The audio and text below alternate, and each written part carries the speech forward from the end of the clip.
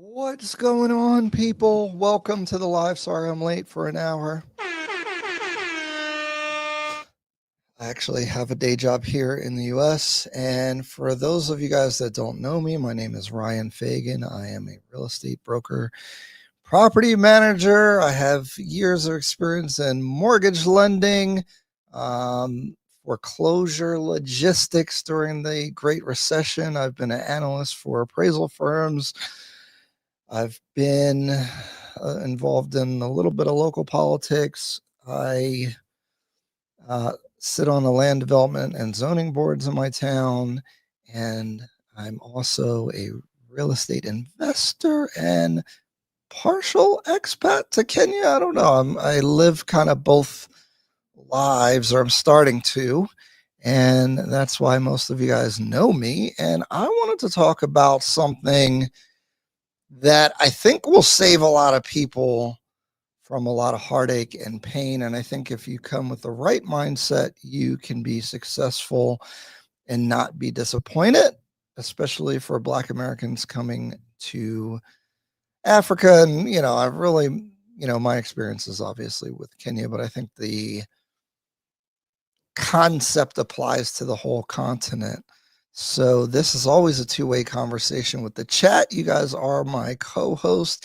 So we're going to be going back and forth, hopefully having a respectful conversation. I did want to lay some ground rules. I think debate is great, but if you're going to be super critical or dissenting, you can't just be a troll, okay? So you got to make a point or at least make some kind of argument. I'm not up here for you to throw rocks at me or tomatoes or whatever. So with that being said, oh, look, C. Griffin, what's going on, member? We got some members about to come up on 6 months. They're going to get a really cool golden badge on their account, which is going to be dope. And I super appreciate everyone who's a member and the support. And it's very much appreciated. And some of you guys have really taken advantage of some of the perks, especially of the Inner Circle membership. I've taken, while I was in Kenya, I was driving people around, showing them property, having long conversations about the pluses and minuses, and we get into the nitty gritty and the reality of a lot of things. I'm figuring out some more value to add to you guys as members, especially with the partnership with FKC Law Firm. That live last week, although the numbers aren't big, that was a ton of value. Like if you're thinking about doing any kind of business almost in Kenya, every single person should watch that live.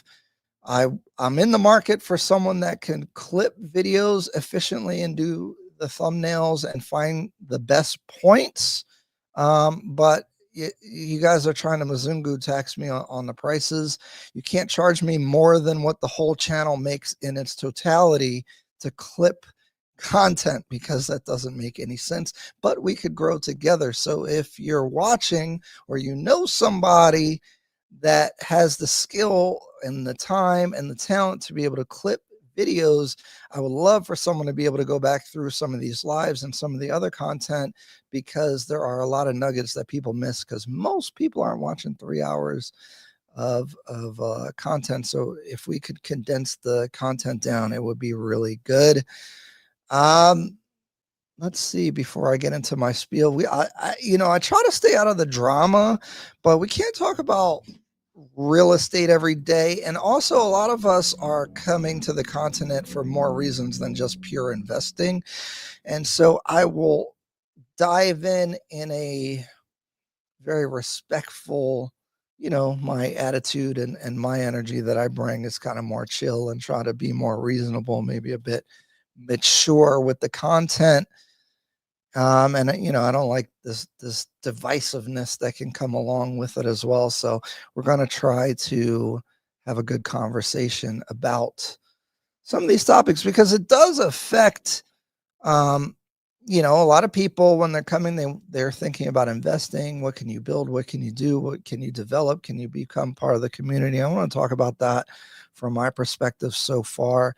Another housekeeping note is for the members, I'm going to have some videos about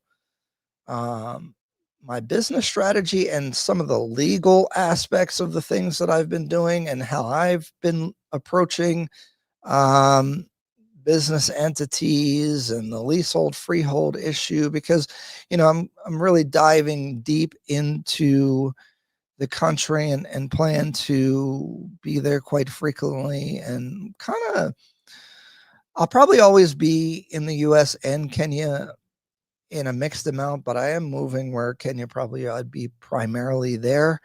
But it's a big task because I you guys know I run a real estate brokerage called RD Real Estate here in New Jersey, South Jersey. We have about 7 agents. And so I do need to be present for that. So without further ado, C. Griffin said, Ryan, is M-Pesa required on my first Kenya trip? Is it required? No, but I highly recommend having it as a backup, because I don't know if you're out somewhere and their credit card machine isn't working, or if you're trying to do something spur of the moment or buy something at a market, you're just much more integrated.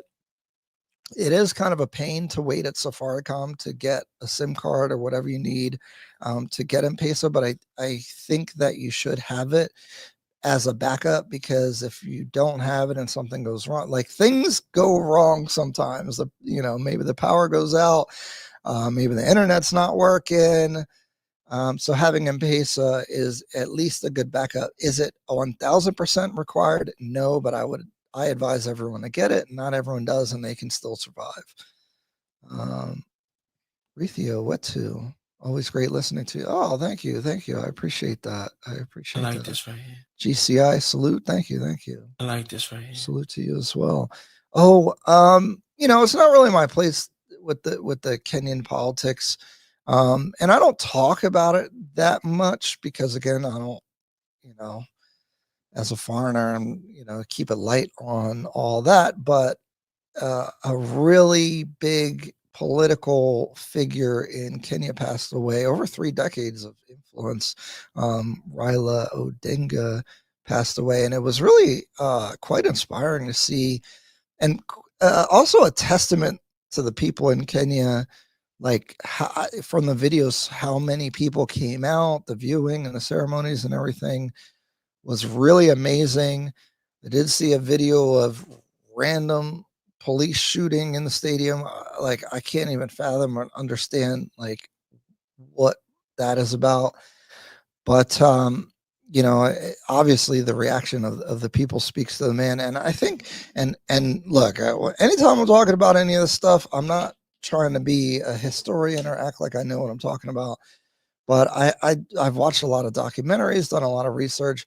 I like Ryla's story is quite amazing, because like, I believe, and correct me if I'm wrong, but he was like tortured during the Moi era, and like they broke his arms or something like that. Amazing. And then he's, because if they did that to me, I might have to leave or disappear or something and go, but he always kept on going and is relevant in Kenyan politics for a really long time. So super respect for that. And obviously as an outsider, I can't fully understand like what he meant to the country and everything, but you do see the outpouring of people out there, which is really awesome. I don't think we have any political figures in the US that would get that response. And meanwhile, we're having,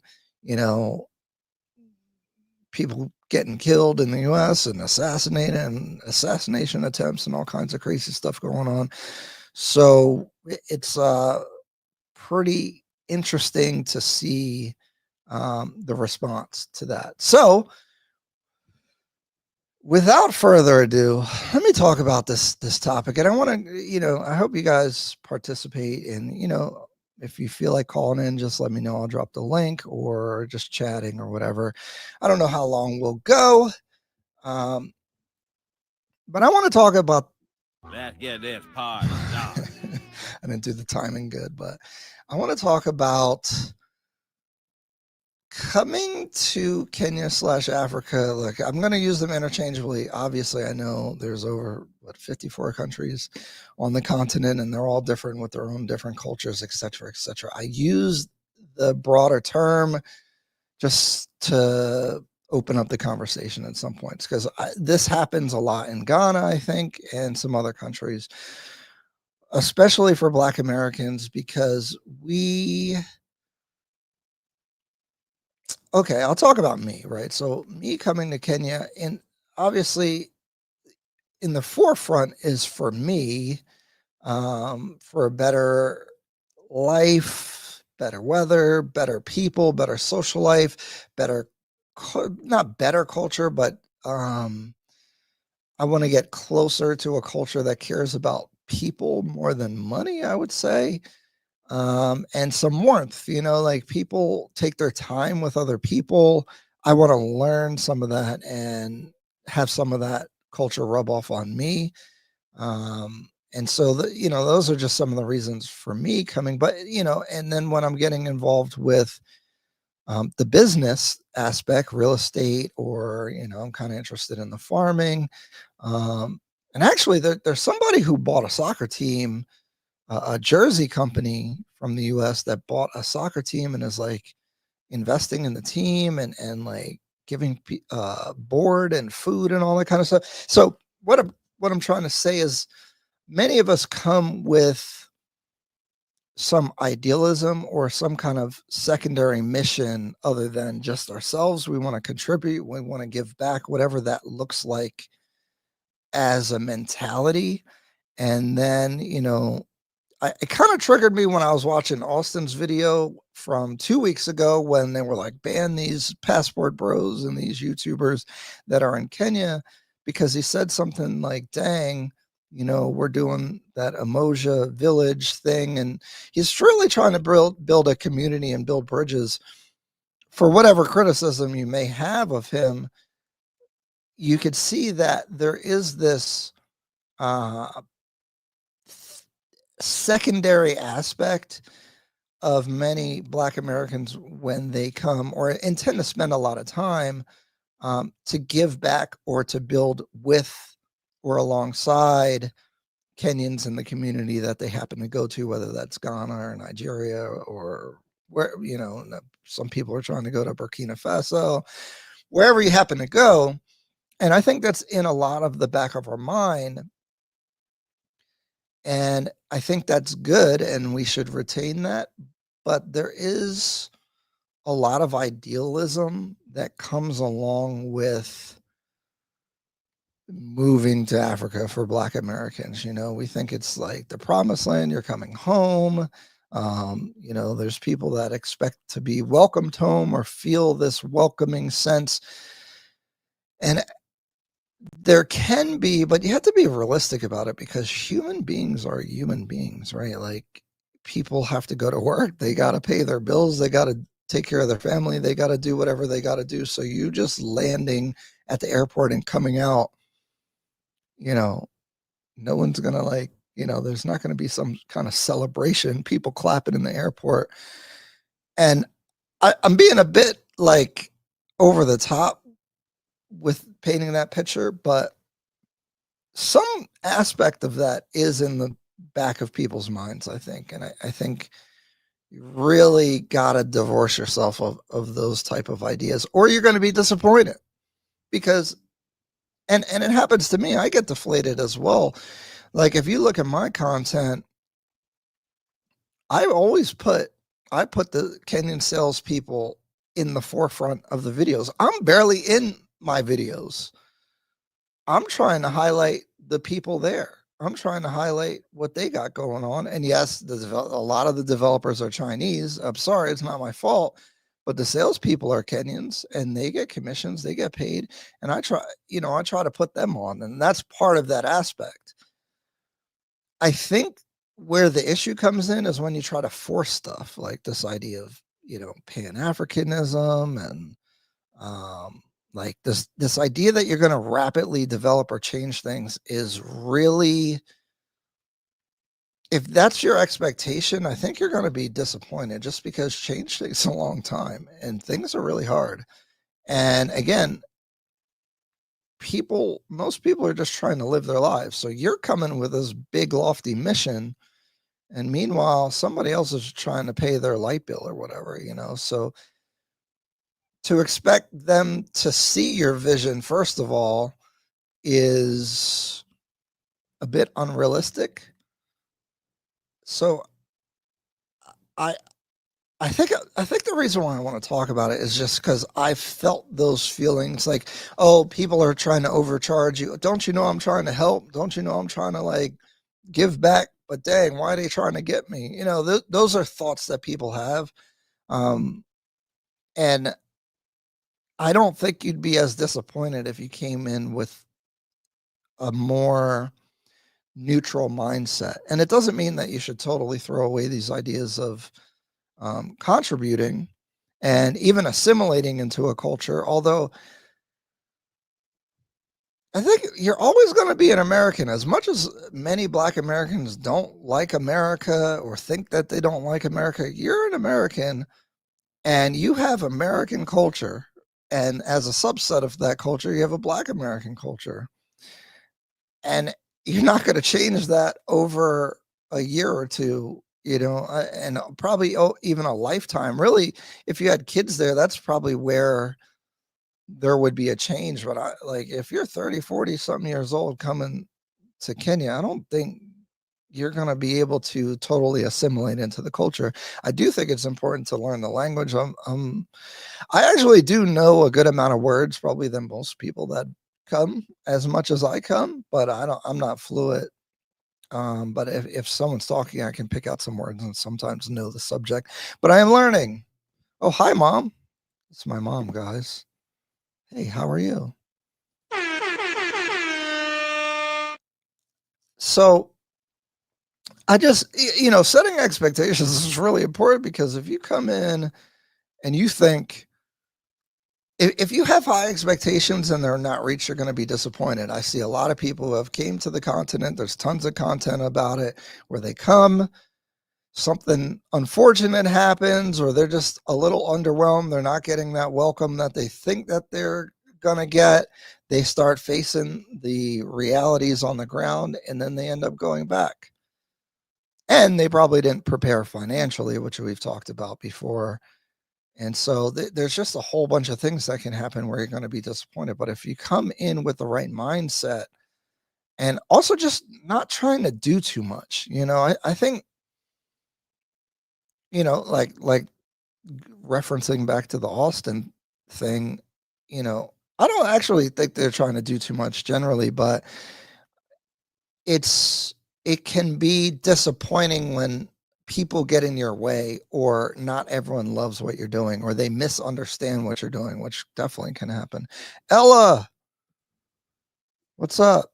Hi, Ryan. I didn't know we were expected to stand at the airport and clap. I don't think people expect it, but you know, Black Americans have a romanticized view in general about Africa and coming back, you know, because these things are very sacred to us that we hold on to that may not be so sacred to the people that live there because they live there the whole lives and aren't really as impacted or observant to the, you know, as a Black American, you know that you're a Black person and you're reminded of that when you go through life. And I'm not over here over dramatizing. Like, I'm not a big cry racism person, but these things exist, obviously, and they do impact you. You know, I'm half Black and half white. Actually, you see my mom in the comment right here, but I I I never I feel Black because I feel like I've been treated Black. I've gone,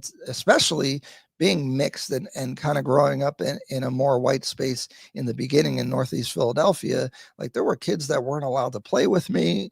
I remember going to the swim club, which was all white. I'm the only brown person there. I've been called the N word. They said a kid told me one time he had to get out the pool because I'm Black and I'm dirty and I'm polluting the pool. So there's no like that. Like when someone says that to you, you don't you you understand what it means to be Black if you were not taught that or anything. Like it just faces you. And so when you have these experiences, race comes to the forefront. But from my understanding and interacting with Africans and in Kenya, that isn't exactly the case. Now, there is some tribe stuff, but it is a wholly way different experience that you're going to have your whole life. And so we don't see, especially race, I don't think we see race in the same way. And I see like even with some people's business ideas, they're like that want to come. I've seen content and I've seen people in real life like, oh, this is gonna be black owned, this is gonna be black owned. Like they don't care about that the same way that you care about that in general. And you're not wrong, and they're not wrong. And that I think that's where I'm trying to get at is this mentality and expectation can be it's not going to help you. It's going to make you disappointed. It can leave you bitter and upset. And I think that's where some of this, which guys, I kind of debated even doing this topic or talking about this subject because I don't want to feed into this Black Americans versus Native African thing that's going on that's mostly on the internet, which I think is corny. But there are aspects that you do need to understand. And just again, trying to do business can affect how you do business.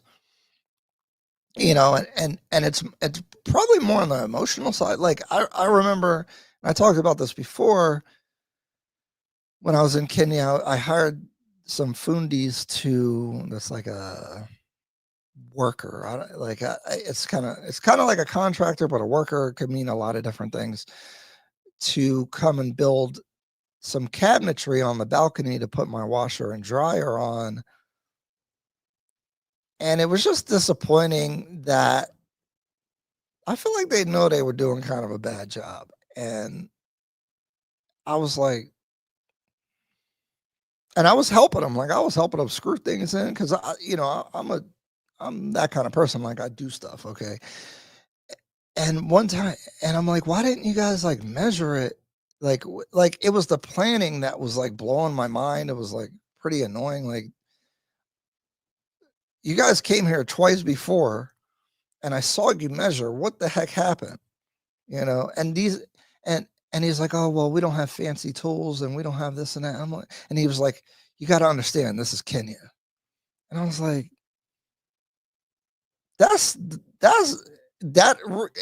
it bothers me to this day that he said that, because you're using that as an excuse to have a low standard for what you're doing.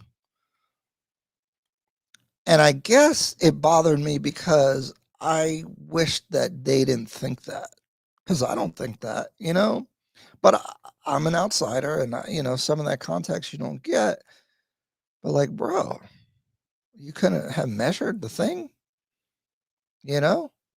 like, and so and again, I think and I've seen this from other Black Americans. That's kind of why I'm talking about it. And a lot of you guys are like, if you're going to be spending hundreds of thousands, $200,000 in the country, I think this stuff matters, because things seem great until you get deeper in, and things may hurt you. Like we're overly sensitive about these kind of topics.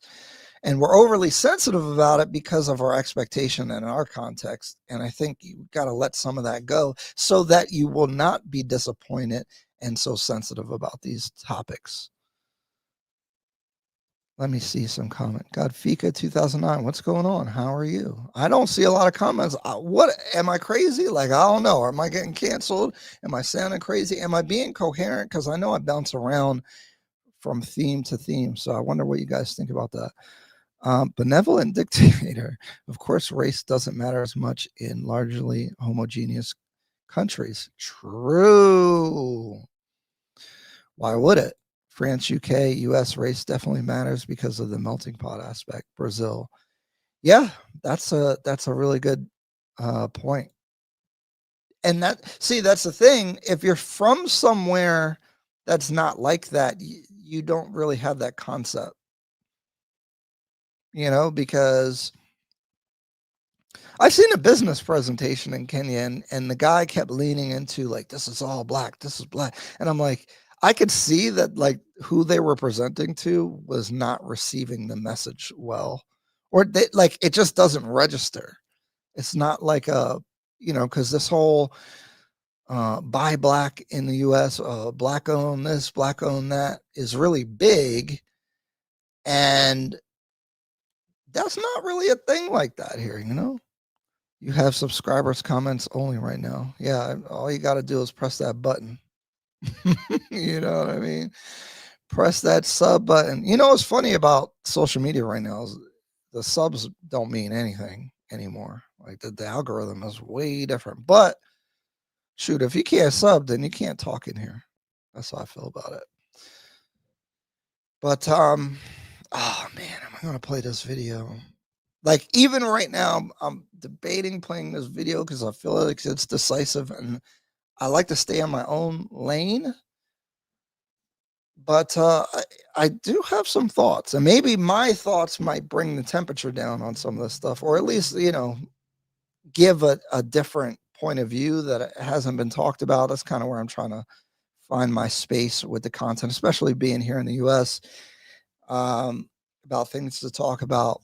Although I already talked about it. In the members only, some really cool videos are going to drop about some business strategy that I'm doing. So I'm going to talk about how I'm outlaying my legal entities and everything, and the investment side. I just want to point out the Kenyan Treasury bill, basically like when Kenya issues debt that you can buy is like 10%, 10 to 13%. And that's just baseline. So there's a lot of returns that I've been seeing. Now, this is going in members only because it's very experimental. And, I don't like to talk about these things until I've done them and had enough experience with it. Like, for example, my first rental property, after a year, I'm going to release all the data on every dollar that moved through that property. But I'm going to wait until it's all done so that the information is verified, and I didn't have any other crazy situations, repairs, etc. I want to give you guys the real numbers so you can know, because I do think the numbers and the rental expectations in Kenya. So in my videos, when those agents are saying rental numbers, I never really take them to heart, and you shouldn't either. I think you have to be really careful, because there's no Zillow. There is the Haas Consult report that comes out, but they don't have Zillow where you can see what stuff is selling for, what it's renting for, especially is an important thing that isn't. The data is, to me, suspicious. So I don't think you should bank on whatever's being said about those rental numbers. So that's a random backup. Very hard to hit the subscribe button. Hey, it is what it is. Yes, Kenyan bonds are very lucrative now, and you will get that money back low risk. Yeah. Everyone, the president is not very popular, I think, although I don't know if that's a real thing or if it's online. Like, what do people in the other counties think? Because the political outlook from people in cities versus the rural areas, like in the U.S., is radically different, and I suspect maybe that's different. So I have no idea. But I mean, the people upset about the taxes, but that kind of helps them pay the debt. I don't know, again, I'm not trying to touch on that topic too heavy, but I mean, I do want to throw that out there that, some of those moves could, okay. Some of those moves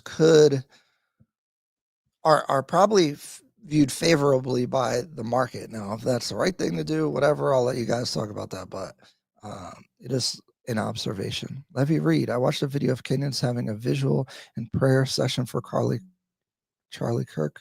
I don't think it's a slave mindset. I think they just saw someone get killed.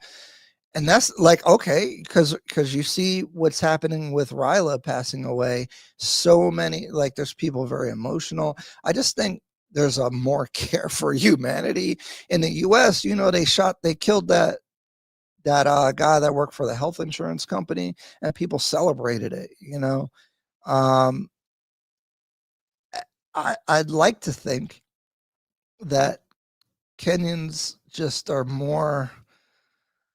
In general, obviously not everybody, because but whatever. I was about to say some. I just think that maybe they're just care about life, because seeing someone being assassinated like that, regardless, is quite disturbing. I think if the Kenyan government and real estate agents aren't filtering who buys based on race, then isn't there a chance it could become gentrified quickly? I don't know why you would do that. Like, filter people by race. Like, if you're an agent, why you wouldn't want to sell to everybody? Why wouldn't you? The US doesn't do that.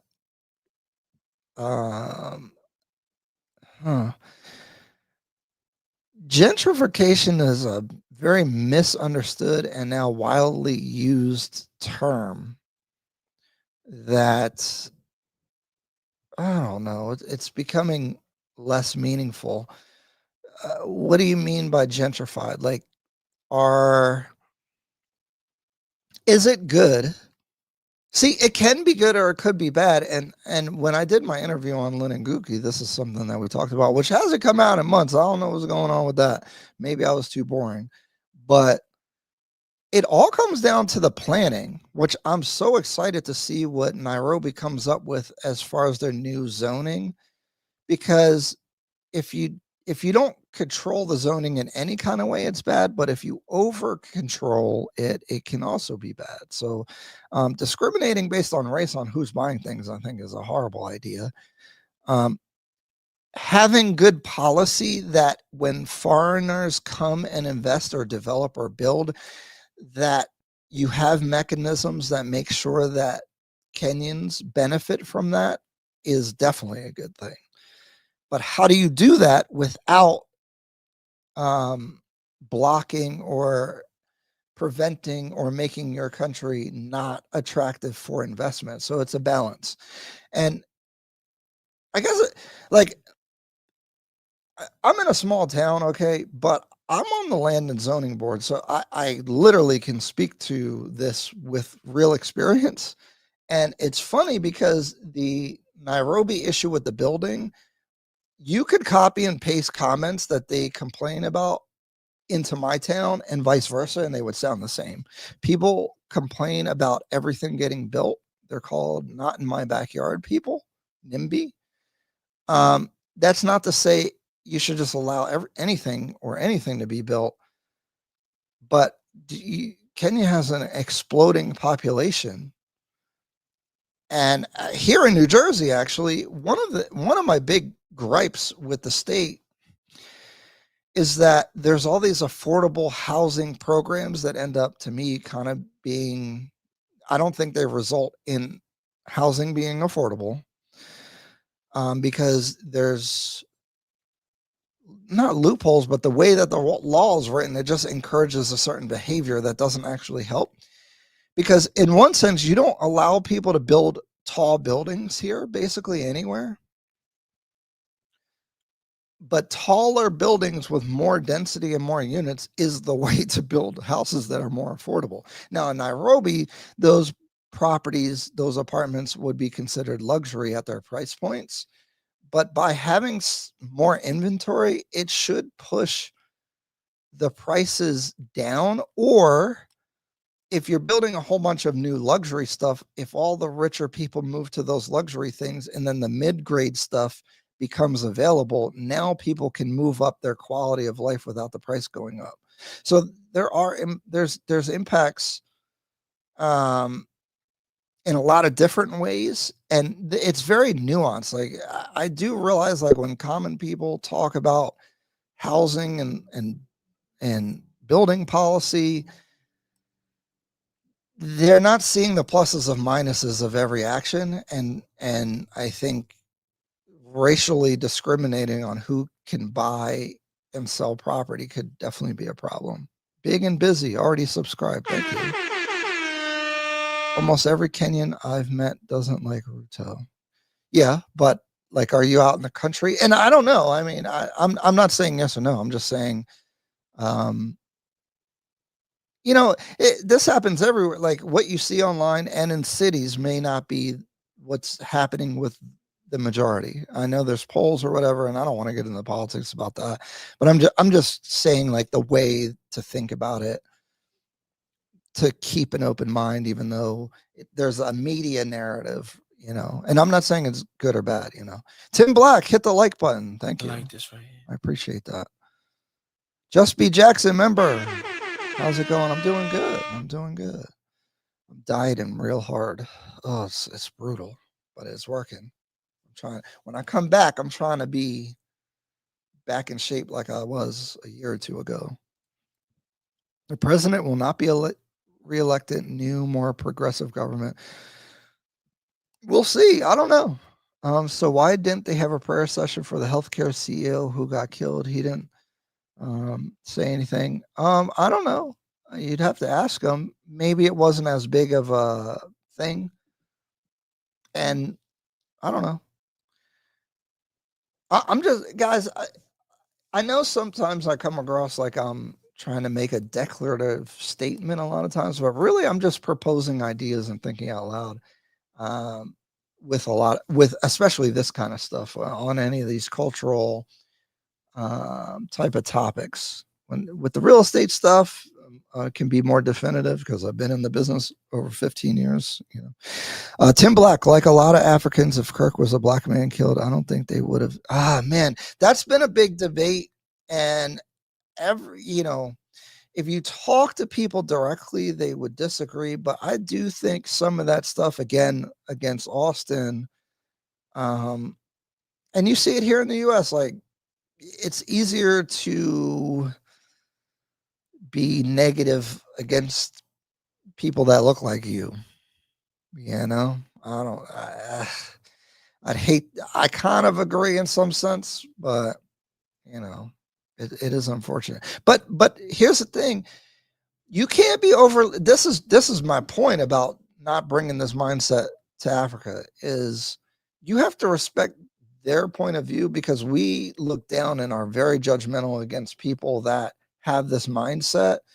And me too. I do as well. But if we're going to come together and understand each other, you got to be a little open-minded. I'm not saying that you're not. I'm just, saying in general, that they have a different point of view about these topics, because goodness gracious, I don't even want to start it. I was going to say, maybe we'll get into it a little bit later as we warm up. Jesse Whitehorn, one of the longest members. Appreciate the support. He's about to get that 6-month gold badge. That's going to be cool. I looked it up the other day. I said, dang, I really appreciate you guys. Jesse's the one who had me do the Verona video. Oh, Jesse, I don't know. I saw you ask the question and then we didn't get to it. The Verona video, the developer started being kind of weird, even though it was a glowingly positive video, because I loved everything that they were doing. But they were like, well, we looked at it and we weren't sure. And I really hate when they do that. And they really never got back to me, but they were giving me energy like they didn't want the video out there. And so I pulled it, because this is what I'm talking about. There's like cultural things, like video is like being public and outward about stuff, even with a business, which seems crazy to me, is kind of a thing over there. And I'm going there, so you got to respect the culture a little bit, although I don't get it. Especially that particular video, and our honest opinion about Verona was super positive. But now I'm like, because I've dealt with some of the other developers like this. This is why you don't see every development, because some of them act weird. I've gone to Reroute a couple times, and we did a whole tour, and a whole bunch of the developers are like, "Nah, don't video this." And when we still did the tour, I just didn't do the video, and I was like, "Oh, I see why, because y'all are way overpriced, and this joint is not nice." Y'all, so it's like, if they're not proud of their product, what's up with that?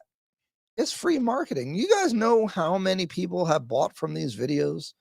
Because they come back and tell me, yo, we had it like that. Now I have developers trying to do deals with me because they're like, yo, we've bought you like so many people have come, they've seen the video. Like, it's a thing. Like, when I show up, they know who I am at this point. And I'm not trying to flex, I'm just saying.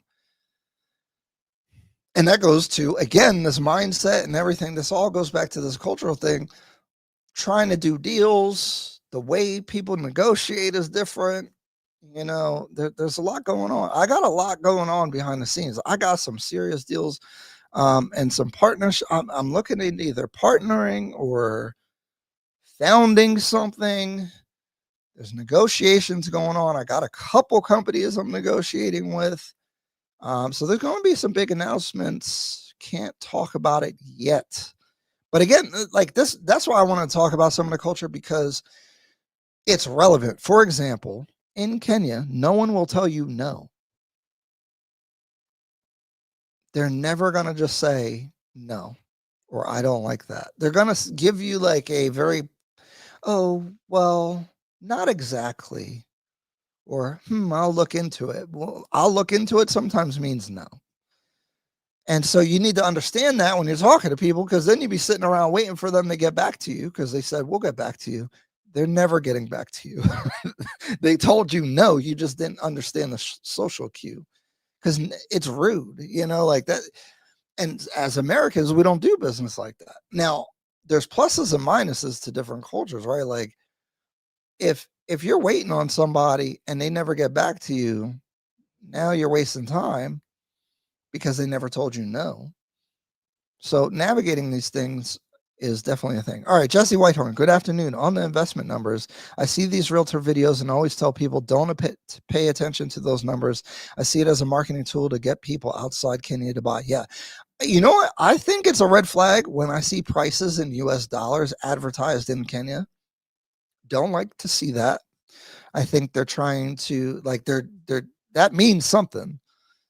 And then, yeah, if you see 18% ROI, don't believe it. I see some billboards out there that claim ROI. I feel like that's very irresponsible. You cannot predict the ROI on a real estate deal in Nairobi right now.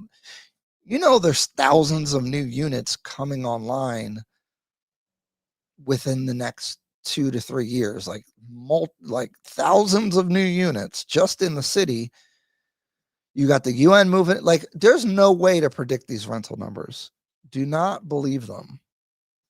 And guys, like, if you're watching my video, this is what I start getting concerned with when people are watching videos, because I'm polite. I'm not going to argue with the agent about the sales numbers when they're telling me, like, these are real interactions in real time. This is like, very rarely are they scheduled or set up like that. So if they say, oh, this number, just take it with a grain of salt,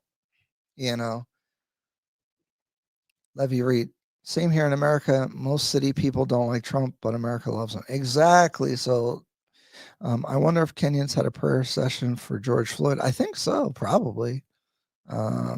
Different time, though. There are a myriad of opportunities for investments for Black Americans. They just need to look around, especially in the outskirts of major cities. See, that's where you need to start learning the language, because not everyone speaks English the same level. I've definitely encountered that, especially outside the major cities. And here's another thing. Everyone is going to tell you they're an expert or can help you, and you need to be able to see through that. So I always urge people to be very cautious and stick with what you know. Like, you got to stay within your skill set. That's why I'm in real estate. in Kenya, and I'm branching off from the real estate.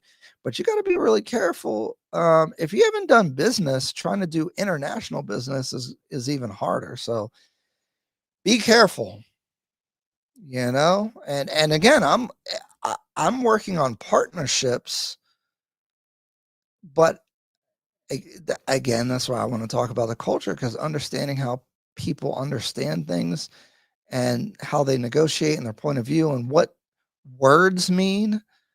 First of all, American English and British English are different, and Kenyan English is based more on British English, and some words mean different things, especially in real estate. When they're talking about building materials, we use different words. Same thing for foods. A lot of fruits and vegetables are called different things. I just realized sisal is agave, which grows in Kenya, which is blue agave is how they make tequila. Now, to call something tequila, it actually has to be blue agave made in Mexico. There's actually a company I found in Kenya. I was like, I wonder if they make their own version of tequila. You can't call it tequila. That's made from the same plant in Kenya. And there's actually a company, I think it's called Roho, Roho. I think it's super interesting. So see that, like, that's how, I don't know. I look at stuff like, I don't know. I would love to go see their distillery, see what they do. Are there investment opportunities, marketing? I don't know. There's all kinds of cool stuff like that. So you're definitely right. There's so many opportunities. But again, you get like, that didn't even click until because someone told me it's sisal, and they were like, oh, you make like textiles with it. And I didn't even realize. I was like, that's agave. You see what I'm saying? So even that cultural difference and the word difference, after I looked it up, I realized, I was like, oh shoot. And now I found a business that makes tequila out of it, you know? In tech and agriculture, the opportunities can never be exhausted. Yeah, I think the agriculture is big. I'm really interested in it. And I feel like people can't complain about you doing agriculture, especially, you know, because you get to hire a lot of people. You're part of the local market. Although, you know, the avocado export, especially organic, since you're all like, many of the growing practices are probably already qualify for organic. Exporting to China, exporting to Europe, exporting to the US, because the price difference for I think you could pay $1 for an avocado at Walmart here, especially organic. What's that cost to make and ship and everything? Oof, there's a lot of opportunity. Are there direct flights from the US to Kenya? I don't think so. I always take the flight from Philly to London, from London to Kenya. I actually, that's a long direct flight. I actually really enjoy the 2-leg flight, because you get a break in between, because it's like 7 hours and then 8 hours. I like that flight. What's going Rich's Method? What's going on, man? I'm back with the old profile name. Hey, welcome back. Sumana Explorer. What's going on, man? How are you? I always appreciate your comments. I appreciate the love. Thank you. Thank you. Tholo. Yes, we have direct flights from JFK. Oh, really? New York goes to Nairobi direct? Oh. About the uproar in regard to Austin and kid greatness, it was a bit unfortunate, but I would advise Black Americans to be extremely cautious on matters with relationships. Be careful. You know, it's funny because their audience kind of, or at least Austin's, was kind of originally based on like the men traveling for, not just for women, but women were a big part of it. And Kenya is not a place that you go if you don't know how to like deal with women. I don't think, because you're gonna get done up. You know, it's not level one. Like, if you don't know how to deal with women, it's tough. Plus, I mean, just, it's taboo anywhere to just be putting women from another country on your stuff, and people get protective about it. So I understand. At the same time, some of them ladies, they like being in the content. So I don't know. Yes, there's JFK to Nairobi. Interesting. How much is that flight? Dennis Ricky. Yo, Ryan, what's up? How you doing? Oh, man. Should I play this video? Okay, let me do a disclaimer and why I'm going to dive into this topic.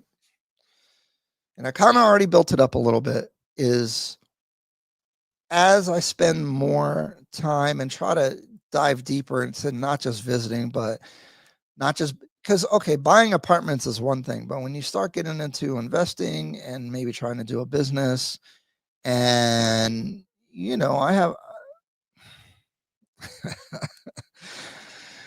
every time I make comments about ladies, family, kids, getting married, and all that kind of stuff, I get some text messages, and I try. So, how can I talk about this and provide enough context? You know, there's probably a day that I have get married to a Kenyan lady and have kids. Okay, and so there's a lot of understanding that I'm going to need to have, and if because I've been actually sometimes doing these lives when I get like some really harsh pushback from Kenyans, it is very deflating. Like, do you feel welcome? Should you be here? Are you resented for being here? Or, you know, when I'm saying here, I mean in Kenya. And so if you're going to move your life there and like put down real roots, it can be concerning. And you know how humans are. You get 10 positive comments, you get one negative person, and you pay attention to the negativity.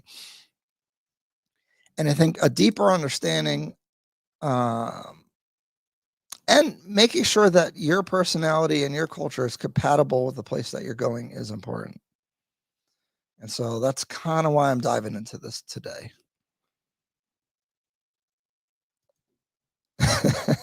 Oh, I mean, yeah, Tim Black, I hear you. The direct flight is on Kenya Airways, and the cost depends on the time. Okay, I think I'll look up, but going to JFK, it's like 2 hours. Kenya Airways around 1K. Okay, so see, that's a similar price, so that's not too bad. When a deal is too good, think twice in Kenya. It starts off good. Mambo Ryan, how's real estate looking in Jersey? You know what's funny? I've picked up some 2 listings. That's why I was late today. I was taking some photos for a property I'm putting on the market. But the real estate here is not exciting, and it's a really weird situation to be in because up until 2020, the mortgage that you would pay would be significantly lower than the rent, which made it very advantageous for you to buy, especially if you had bought in 2019, you're sitting on probably almost double your property value in 5 years, which is amazing and life-changing for people. And kind of like Kenya, where like owning land is like a really big deal. It's kind of like the Kenyan dream, maybe. Maybe I'm over speaking. We have the American dream of owning our home. Buying a house is like an emotional thing, but on the numbers right now, a lot of times it's not. Like I've been telling people, don't buy, which is literally like how we make money. So, it's a struggle that I have, especially being the broker owner here, when I have like this lukewarm attitude about purchasing real estate, which is half of our business. Obviously, the other half is selling. But I tell people, like, people selling want to upgrade their house, and I'm like, if you have a low interest rate, you probably should just stay where you are and don't sell. Like, I've had so many conversations. And I'm like, I hate being me sometimes, and this is going to sound very cringe, but it's a real thing that I debate with myself. Is like, I tell people to do things that are in their best interest and not in my best interest, because there's plenty of people that if I'm like, no, you could sell them a dream and all that, and like, okay, you could do this and you'll walk away with this much money. But if you map out the whole real estate plan for them, I don't think it stands out. And sure, we could get some commissions helping people sell and buy when maybe it's not the best situation for them, but I just don't do that. So it's kind of weird. And like, it's funny because if you go through my YouTube channel, I've had stuff since like 2016 or 2017 on there, and I was like, you're not smart if you're not buying property right now. And I was a big pusher of buying real estate, and I got a lot of criticism then. But now I've changed my tune quite a bit because I just do think the market's different, and I happen to have been right at the time. I just think having integrity, same thing with this YouTube channel and everything, pays off in the long run, even though there's probably things that I could do to get higher numbers. There's things I could do to monetize the channel more. There's ways to make a bunch of money, but I think you'll make a lot of money if you keep being right and you keep doing good for people. I just think it takes longer to build. And that's a general ideology that I have for anything, regardless of the business. Martino, if you want marriage, get a Ugandan, Somali, or Tanzania. That's funny that you say that. I haven't been to those places, but I've met Tanzanian women, some Somali, Uganda, Nairobi. Look, it's like New York City, right? Like the people are much different than probably outside of Nairobi. And it's a good and bad thing. I do think for Black Americans, though, okay, you take some of the more modern fastness up on things, speed that the women are in Nairobi versus how we're used to dealing with women in America. And it is a good match because you kind of meet in the middle, I think. But you got to be careful. Most Kenyans are very welcoming, but of course you can't lack a few dudes who have social or personality issues. Yeah, absolutely. Thank you. I appreciate that. You got to keep it in context. What did Austin KG do? I disabuse. If you want to live in Kenya, you need to learn at least a local language. What? I gotta learn Kikuyu as well, or some, Kamba. Yikes, Luo! I gotta learn one of them. I'm struggling with Swahili. It's hard for me to learn languages, but I will become fluent in Swahili in the next couple of years for sure. I've been learning a lot. Actually, I surprised a lot of people. I'm a little shy because they make fun of my accent and my pronunciation. I'm working on it, but I do understand. Like I might be one of them people that can understand, but probably won't speak it for a long time. Rich's method. Ryan, what's interesting and repetitive to me is hearing Americans complain about the same things in every country they move to, but not realizing it's not just that country, it's Kenya. What do you mean? Like, what are you saying? They're explaining. Hold on, let me see. And they look at us different. I've seen in Dominican Republic, Brazil, all throughout the Caribbean, Colombia, Chile. Heard the same complaining in Ghana, Gambia, Tanzania. What complaining? Because I think I probably agree as I'm evolving more in this topic. Stop hating on Kenyan women. Not all of them are bad men. Yeah, that's true too. They're great to me, but and this is a funny thing. It's the nature of women to some degree is kind of the same. The way it manifests and how much or how little can differ.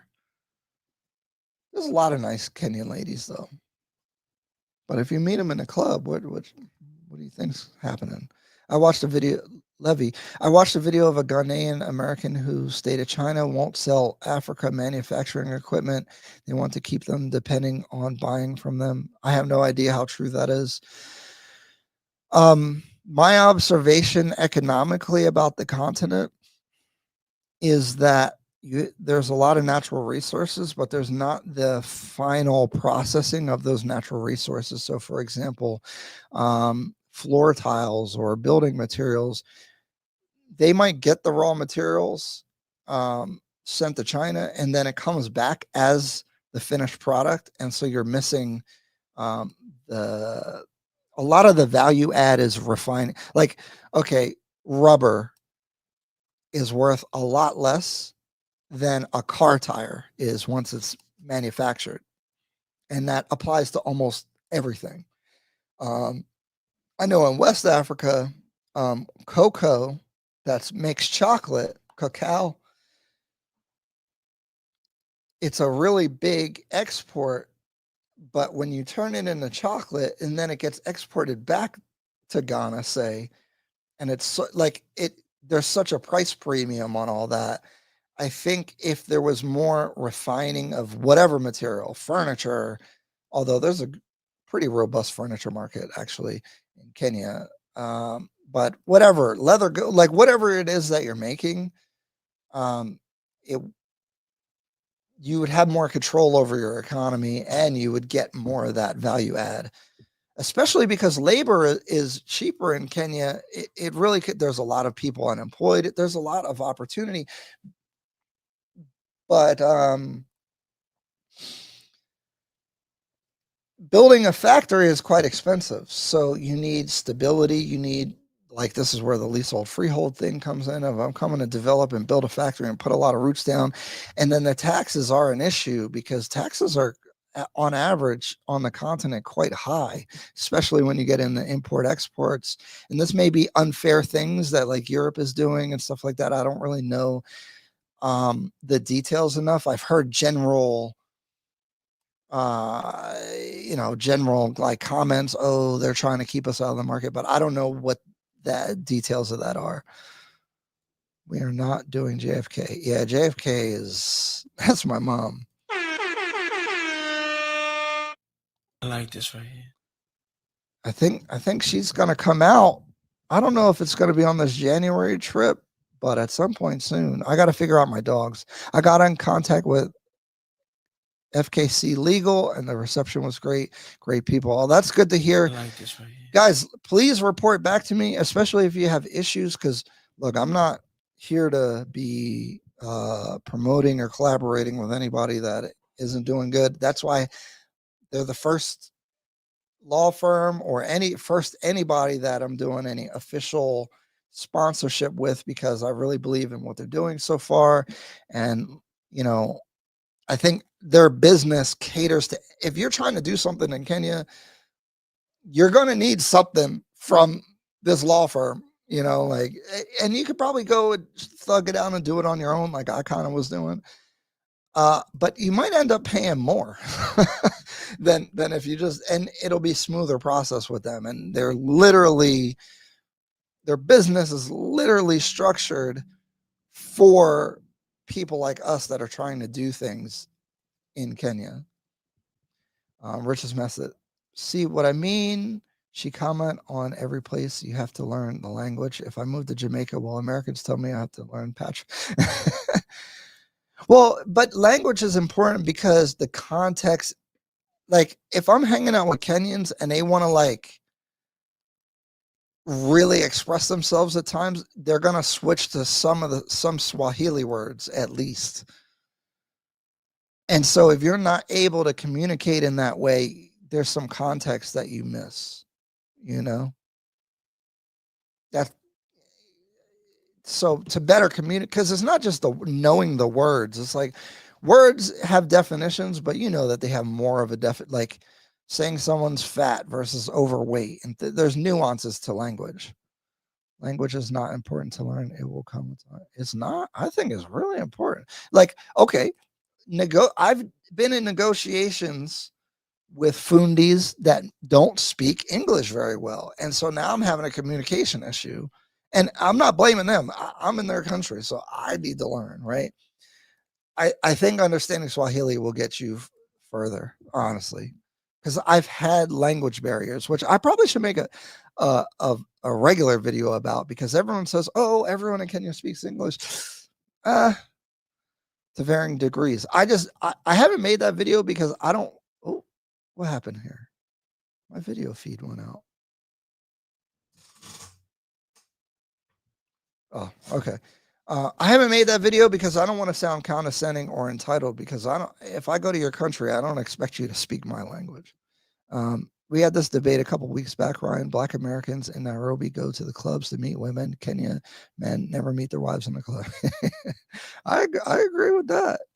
China is setting debt trap. I hear this, okay, and I'm inclined to, my bias would lead me to believe that, but are they really? Like, okay, they did the expressway deal and now they have tolls on the expressway, I guess, to recoup their investment. Is it a debt trap? Like, what are they doing with the debt? You know, I like I when I do the devil's advocate, I'm not arguing with you or disagreeing. I'm questioning the questions, I guess, or like these or these narrative. Anytime there's like a broad narrative, I'm like, is it really? You know, because the internet is all lies, and anything that's like a notion that people say a lot, I start to be like, is it really? It could be though. I'm not saying it's not. Because I do wonder what is the Chinese infatuation with Africa right now, but I think it's obvious. It's the same one I have. Rich's method, these complaints and statements, do I belong? This is Kenya, insert other country's name. You have to learn the language. The guys don't like us. They think oh, I see what you're saying. Yeah. But if you're, see, as a visitor, I don't think it's as important, but if you're relocating, the general disposition people have towards you is important, right? That's where I do think it matters. Ryan, why aren't you inviting your mom? No, I am. I just want to make sure that like it's smooth for her, you know. A Kenyan man told me, if you want a wife, go to the church for at least 1 year. Lots of good women like myself are wives from the church. Oh, okay. That's a good tip, I think. O'Shea. I'm gonna play O'Shea video. I am. As we get through these comments, I'm gonna do it. I don't want to promote divisiveness, and I'm not saying he is in this particular video. I think we gotta react. O'Shea believes we should. Yeah, that's the video. As Black Americans in these other countries, I have a balanced point of view about this. I really want to talk about it. I'm just ramping up. I'm getting my juices flowing. Because goodness gracious, I've been dieting. My energy was low, but now I'm getting energy. You guys are, and we only had like 15 people when we first started, so we'll see if we get messy. Okay, we might get messy. I don't know. Martina, most Kenyan women go to church every Sunday. Yeah, I know some not wholesome ladies that go to church every Sunday in Kenya, but I know some nice ones too. Just saying. That's the funny thing. Like when we're doing all these generalizations, it's how much does that really mean? Rich's method, freedom. So the shiz, I wish I can't read. I wish many Kenyan who don't go to church, and I know many. Okay, are Christian. Yeah. I don't know. Oh, thank you, Wetu. I know it's late over there, Ryan. Those things are obvious. You have to learn the language exists. Migrating even to the U.S. petite dish, as though this is a brilliant affinity. Why they're going? What's up with the? Am I struggling reading, or is it text speak that I'm struggling? Swahili, yes. Tribal languages, not really. Many younger Kenyans or those raised in cities don't speak. That's a shame. Don't lose your tribal language, or I hope not. I know I'm not supposed to be able to speak on that, but I hope people don't shy away, and they especially not from Swahili. I see. Member, I'm like, China developments are all over the world. They're comfortable with high risk investments because their diversity of investment is high. That makes sense. We said Z growing up. Y'all say Z, check. Yeah, check. Meters, measurement, square meters. We drove on the left. I had to learn to drive on the right. Yeah. Yo, meters and centimeters and the whole metric system way better than the English standard system. That is kilometers. All that is way better.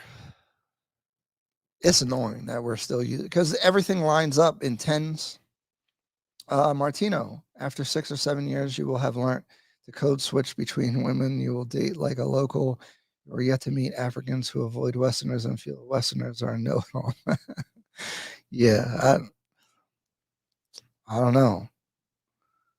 My experience says no one's shying away from me. But I'm sure there's people that are like that. I don't know. The general disposition everyone goes through, I had to worry how black and white American feel and treated me. My point is, move to any country that's not yours. Those things are, yeah, true. MG, I was reading an article on Washington Post yesterday. It was about a different subject that we don't necessarily want to get into now. Increasing number of expats renouncing. Yeah, so whether they're renouncing the citizenship or not, you know what's funny? People are people, right? The world is the world. Like I was saying earlier, if you guys missed it, the land issues that people have in Kenya and in like Nairobi complaining about overdevelopment and stuff is the same stuff that we hear at our land development board here in my town.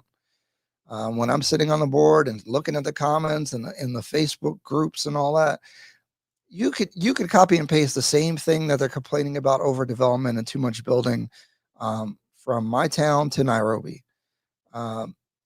And what's happening is that people in the US, if you're fortunate enough to have an income stream that doesn't require you to be in the US or in your state, right? Because what happened at first, and this was my journey a little bit, COVID happened. New Jersey was psychotic with the COVID rules. You couldn't do anything. Florida was open. These other states started opening up. The price to live in Florida was much lower. Many people started moving to Florida. They started moving to Texas. Those places started getting expensive. And now I'm saying phase 2, North and South Carolina, Tennessee, Arizona, that's been where people are moving because many jobs are getting more mobile. And so some people decide, well, and this is what I was going to get a condo in Florida for the weather because it gets dark here in the wintertime at 4 p.m. It's depressing. It's cold. It's horrible. It's miserable. No one's outside. It impacts everything about your life. And I was like, dang, I could go to Florida and have some warm, look at the beach, have a condo. And then that market got expensive. And then, Black Panther came out. And there was kind of an awakening, the George Floyd stuff. There was a big, not awakening, but the race stuff became more popular. Then Ghana had the year of return. I was like, yo, Ghana looks like that. And then started looking, I actually dated a girl in high school in Kenya. So I was like, let me check out Kenya. What's that about? And I actually had the food. I was kind of part of the culture a little bit. Like, her whole family loved me. It was really cool. So that's how I ended up looking in Kenya. But I was looking in Florida, started looking at Texas, although I have property in Texas. I looked in, started looking at Ghana. The prices in Ghana were not that cheap. Then I was like, let me look at Kenya, Tanzania, Uganda, all that. Got into the YouTube world. Seeing other people who had gone to these places. And that's how I ended up doing my first trip. Guess what, Americans? You are actually not that special. That's true. So, yeah, I think people are looking to move. And the culture in the U.S., I don't know, it's very divisive right now. And other countries have their own problems, but I don't know. It's just a pleasant lifestyle. but one of the reasons not being the biggest one was that some banks, daunted by the erroneous extra reporting requirements imposed by Washington, won't let American citizens. Yeah, if you want to be part of the banking system, you gotta follow all these U.S. laws about financial regulations. So when I opened my bank account in Kenya, I had to fill out a U.S. 1099 form. And if you look deeper into it, it's because they all have to comply with all these U.S. regulations, even if you're in a bank in another country. That was why, if you remember when they did not the embargoes on Russia, but whatever the boycotts, the sanctions, they kicked them off of the SWIFT system. Well, that's like the international banking system, and so to be part of SWIFT, you have to agree to all these terms. Interestingly enough, I've learned that when I made my bank account. Them extra fees. So Ryan, I know you haven't lived enough in Kenya, but what is your experience, thoughts, research so far in dealing with banking as an American? Dude, the bank is like the technology that the bank that I use has is horrible. Seeing your balance is horrible. Getting the mobile banking app, I've tried it twice, and you have to wait for a phone call after you fill out a piece of paper. And then I missed the phone call because I don't use my Kenyan line, but you need a Kenyan line to be able to receive the phone call. It's a freaking mess. That's why people use M-Pesa, because the banks are like kind of annoying to deal with. I think even locals. Although I think most people have bank accounts, but why would you use a bank account when you use M-Pesa? The investing, what I'm getting into, like I don't think it's so easy to open like a brokerage account and trade stocks. Like a lot of people use an intermediary, which I don't like. In the US, you can open a Charles Schwab account, Robinhood, whatever, and buy stocks the same day. Kenya, there's all this paperwork. Everything moves slow. A lot of stuff you can't just do online. Like some stuff you can do online, but other stuff you can't. It's a little annoying. Banks or U.S. banks, that is. Sorry, Ryan, I'm on my phone. Oh, it's no problem. I get it. I'm not criticizing anybody for their if you're just chilling on Sunday texting. As a Sierra Leonean farming in Kenya, you got DM me or something. Tell me more about this. Kenya is a good country to do business, but just be careful. See, my hypothesis, and look, I haven't been to all the other countries, but my hypothesis, I'm super hype on Kenya because Kenya, and again, you guys could criticize my historical knowledge and understanding of Kenya's independence and all that stuff. Kenya's independence movement was very capitalist, which I feel like you could see the strains of that compared to a lot of the rest of the continent, because Kenya is open for business. That's why I do get worried when there's pushback against foreign investment, but I do understand it, because foreign investment should benefit Kenya. And if you have to pay a little bit extra for the privilege, I think that's okay. I mean, that's kind of what's happening in the U.S. with the tariffs. They're like, yo, we got all these bad deals when we were trying to develop the rest of the world and encourage trade.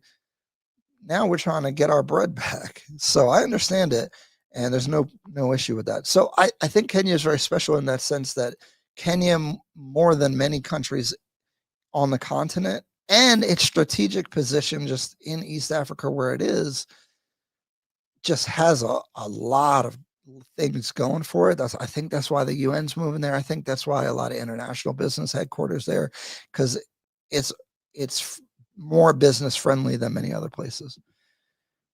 Freedom. I just returned from Europe, France, and Italy. Been going since college days. Decline is visible. Dude, Europe, I'm just seeing videos. Look, I've been in France and Italy.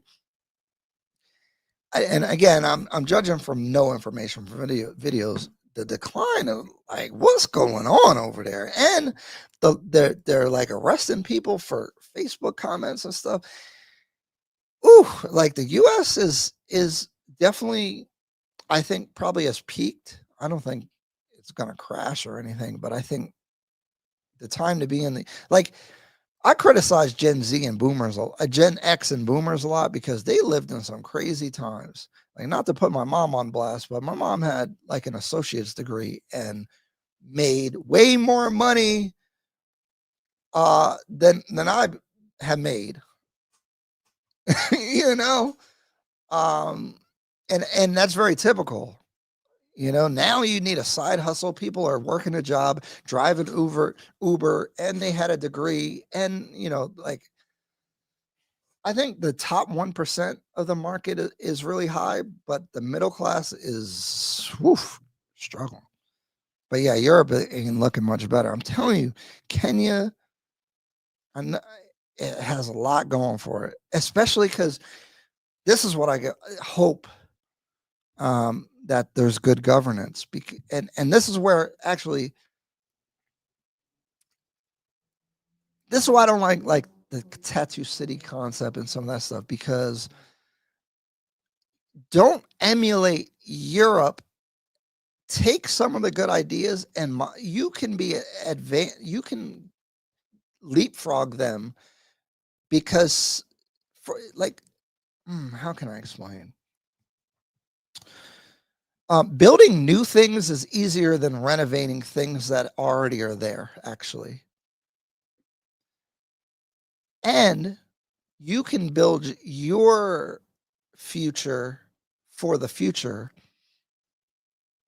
designed specifically for your future, versus trying to reconstruct and adapt things is harder sometimes. You kind of have more of a blank slate. Like, if you get a tattoo and then you want to change it, you're kind of restricted on what you can do. But if you never got a tattoo, you can get anything you want. And that's kind of how I see the continent to some degree. And so I don't like to see this idolization of the West from Kenya and Africa, because I think you can chart your own path forward that will be positioned for the next 100 years. You know, that's kind of just a general thought I have. MG, I will not say we are renouncing citizenship, but we sure are migrating away. However, it's not finished to the masses who still want to migrate into the U.S. Yeah, but I think because of the transfer of information now, people are waking up like the U.S. ain't how it used to be. Yeah, Martino. So people are renouncing U.S. citizenship because of taxes, because they follow you everywhere, especially abroad. It depends on your tax balance sheet. Yeah. What are you seeing? You are seeing an algorithm funnel based on what? Yeah, you got to be careful about that. That's why I question all these notions and narratives, because I could fall to it too. No one needs to renounce citizenship due to taxes. Really? I didn't know that, because I thought that there's always some sort of I mean, I don't know. Any new thoughts on the most recent developments, like Hefe Palace? Is that the one going next to in Kilimani? Where's that? Oh, that's going near Diplomat. No, I observe, but without being in country, I don't like to have too much of an opinion, because I'm not, you know, I like to look at the site, see what's around it, etc., etc. Hey, sorry, I got a stuffy nose all of a sudden. I will look into that one because that's been brought up a couple times. If you were to found a property firm in Kenya, it might happen. How would you continue to embrace transparency in thought when covering developments? Is there a concern about the influence partner? Yeah, I've been treading very carefully, because I've definitely been offered things from developers, and I'm not against doing it. I haven't made a move for that reason, because keeping the integrity of and transparency of the content is very important. At the same time, I'm leaving lots of money on the table. Like, I definitely can make over 100 grand a year from real estate in Kenya, from like referral, sales, agency.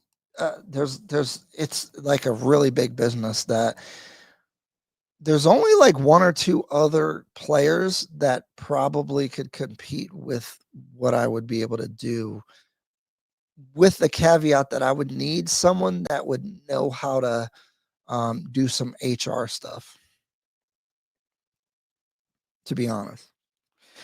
So I'm trying to figure out how to ethically enter the market and not sell out. You know what I'm saying? So it's been a struggle. I've tried to do it just through the YouTube, but you know, the numbers on YouTube in this niche are not cutting it, to be honest. And I do appreciate the memberships and, you know, obviously the AdSense and stuff, but either I'd have to open up on topics, which I'm kind of doing a little bit, but I don't really want to just be out here giving my opinion about everything and everything. I like to stay kind of narrow, but I'm leaving a lot of money on the table. I'm trying to figure out the way to do it. I think the FKC law firm partnership is my first move into that, because I believe in what they're doing. I think they provide a service that truly will actually, I know, will avoid a lot of problems, because before I was working with them, I wouldn't have any lawyers to refer people to. And then when they did talk to lawyers, a lot of the feedback I was getting from people that were trying to find the best lawyer they could was not good. They were overpaying, overcharging, not getting the level of, like, I'm like, I could have done that. And so that's been working out very well. So again, I've been preaching about this business overseas, baby steps, take your time, think about it. But that's been a lot of what I've been working on, is how to do that. I think I would have a company, whether I partner with an existing company or found my own, to help you navigate real estate. And the developers do pay commissions. And so there's probably a model that we can do that without you having to come out of pocket a lot, because the developers are paying commission one way or another. So if they're paying us for us to help you or whoever, that's probably the way to do it. I'm thinking, because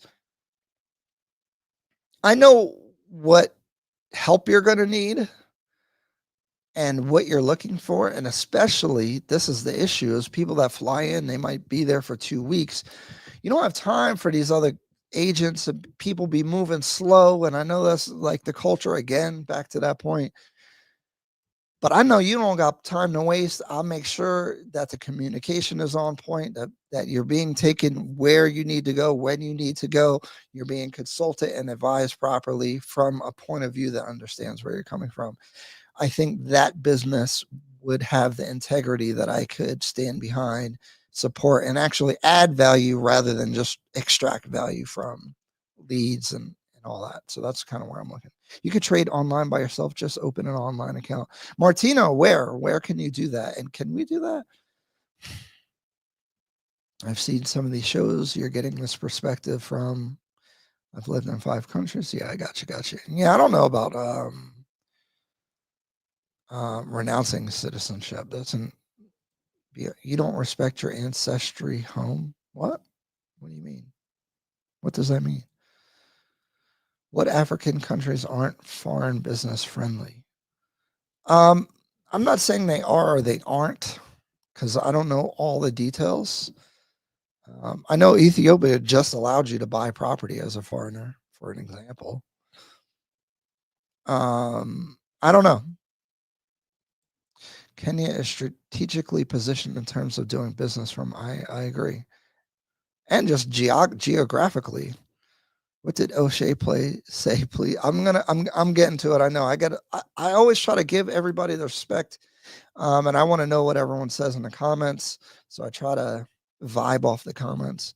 Singapore, Japan, and even China have taken the best of the West, but kept their own culture and way of doing things. Africa will do the same. Yeah, I hope so. I do see there is a lot of idealization of the West, though. The US has more freedoms than Europe, but Europe works better. No, it doesn't. Are you crazy? How? Europe is horrible economically. Everyone's on freaking welfare. And there's way less upward mobility. Like, you could get rich in the US for way easier. Now, the bottom is living struggle life worse than Europe. But you trade off upward mobility for that. What are your thoughts on the new Capitol Heights project in Westlands? First time I heard about it. Send me the info. Dang, another project in Westland? How many are there going to be? There's a new. I haven't heard that one. How can I contact you? Instagram is the best way to like directly message me. Here's my Instagram.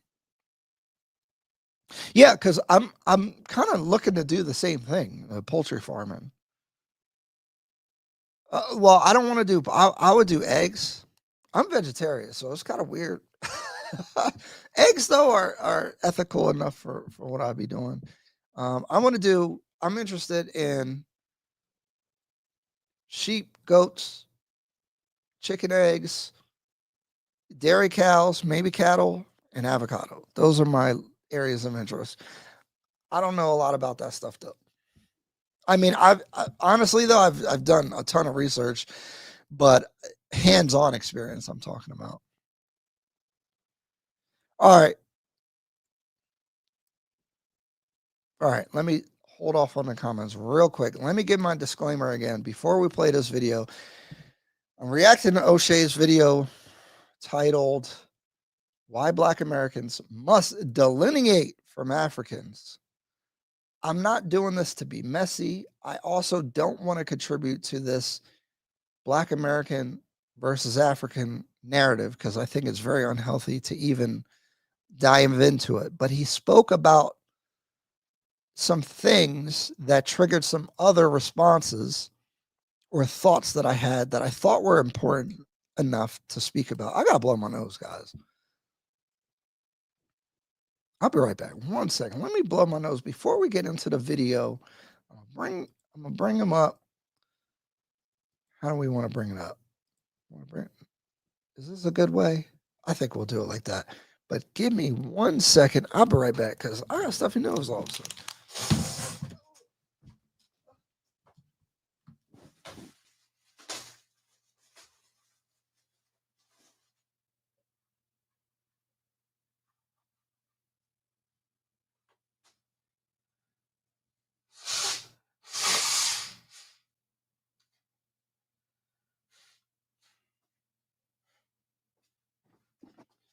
Woo!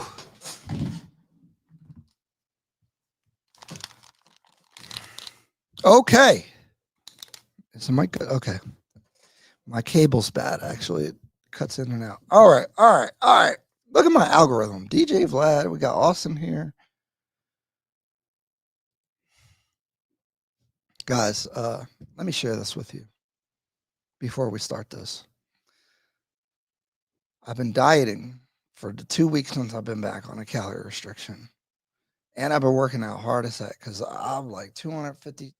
I weighed 260 for a second. I'm 5'11. That's crazy. 2 years ago, I was 215. And I gained like 7-8 pounds in Kenya partying. And I took the shot.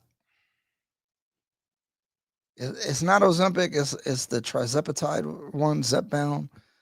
That John works. It does not make you do not want to eat. It takes all your appetite away. I haven't eaten over 1,000 calories in 3 days since I've done it, which that's not good either. It's a struggle to eat. It's crazy. So if you're fighting, if you've been fighting the weight battle, look into it, because all it does is reduce your appetite. Because I would have done a Chipotle by now. Anyway, let's get into O'Shea's video. This is the Kinganda channel. I learned so much from watching the Repat podcast on this channel. The reaction videos are kind of, you know, sometimes I get into it, sometimes I don't. But you learn a lot from the Repat podcast. I know he's not doing it. I always aspire to get on there and talk, because I think they talk about some real stuff in a real way, which is really good. BBL, yeah, I'm trying to, you know, get back. Trying to get back, especially by January when I go back to Kenya. I can't be looking, oh, this is bad. And I didn't feel good. And I play soccer. Oh, it's brutal right now. All right, anyway, let's get into it. Let's just do it. Black Americans need to definitely delineate from Africans. Pan-Africanism is supposed to unite the Black world so that we can all have parity and equality in our relationships, whether it's Black people of different cultures and communities coming together, or regionally within Black countries or in Black cities. The goal of Pan-Africanism is to do one thing: unite. However, okay, that intro combined with some of the things that I had been thinking about before is why I wanted to talk about this, and why the title is Don't Bring This Mindset to Africa. But also, you're doing too much. And I'm not saying O'Shea's doing too much, but that's an impossible goal. You're trying to unite like hundreds of different tribes, cultures, people, climates, different countries. And yeah, they were colonized, and the lines of the countries were drawn artificially, et cetera, et cetera. But you have a million problems. And if you're coming to Africa talking about you're going to unite the continent, woo, you're going to be disappointed. It's too big. It's too big. the issue is, if you lose your identity into people who keep theirs, you get taken advantage of. And this is the problem that the Black American community and many people in the diaspora, including Nigerian Americans or Ghanaian Americans, are. So if you bring your identity, or if you lose your identity or conform to the identity of the place that you're going, you'll be taken advantage of. I kind of identify with that to some degree, because the overcharging and things, like, you kind of are a target. I don't know. We'll continue. Caribbeans face, because again, once you grow up in a place, you're no longer that tribe and you're no longer a continental African. So you're trying to find your way. And we honestly believe that jumping into somebody else's community or assimilating with them is an automatic protection. But I'm here to tell you that it's not. Yeah. So I think Black Americans are a special case. And I know, oh man, I want to react to some of the Frank Zanu videos at some point, because there's debates whether Black Americans have culture. I do think there is a culture. It's a young culture, and it's a bit insecure because it's not based on, it's based on a lot of negative things, you know, from slavery. And like if you look at soul food, it's based off of taking the worst food and trying to make it taste good, right? And so we are, I think partially most of the people that want to move to Africa want to tie into a culture that's older and has more grounding than the Black American culture from which we came. Not that we renounce it, but I think we do want to assimilate. And not for protection, but I think that's what we are, part of our desire to go back, or to go, or whatever, however you want to say it. Jumping into somebody else's community and assimilating with them doesn't help you. it actually hurts you. And assimilation can mean certain things, but in this case, I'm against it. And I'm going to tell you exactly why Black Americans need to delineate from Africans when they move here. Delineation stops scams. Let me give you a real life example. So if that's kind of what this channel's for, right? So if you're an American and you go to Kenya and you want to buy property or do something, you can reach out to me and be like, hey, this happened. Is that right? Or, hey, who should I talk to? Or, hey, can you look at this contract? Now you have someone that can help you. So I kind of agree to some degree about that. There's like a beachhead or something. Like you have someone that understands where you're coming from and knows some of the pitfalls and can help you from your own community or whatever.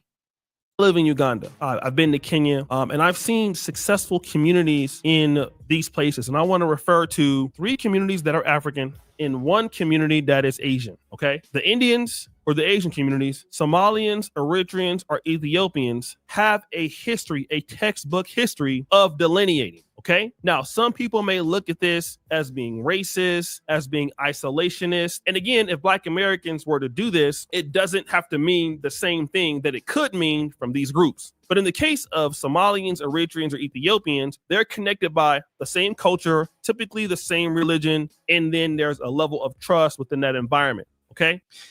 And I remember Austin made a video about this where he was talking about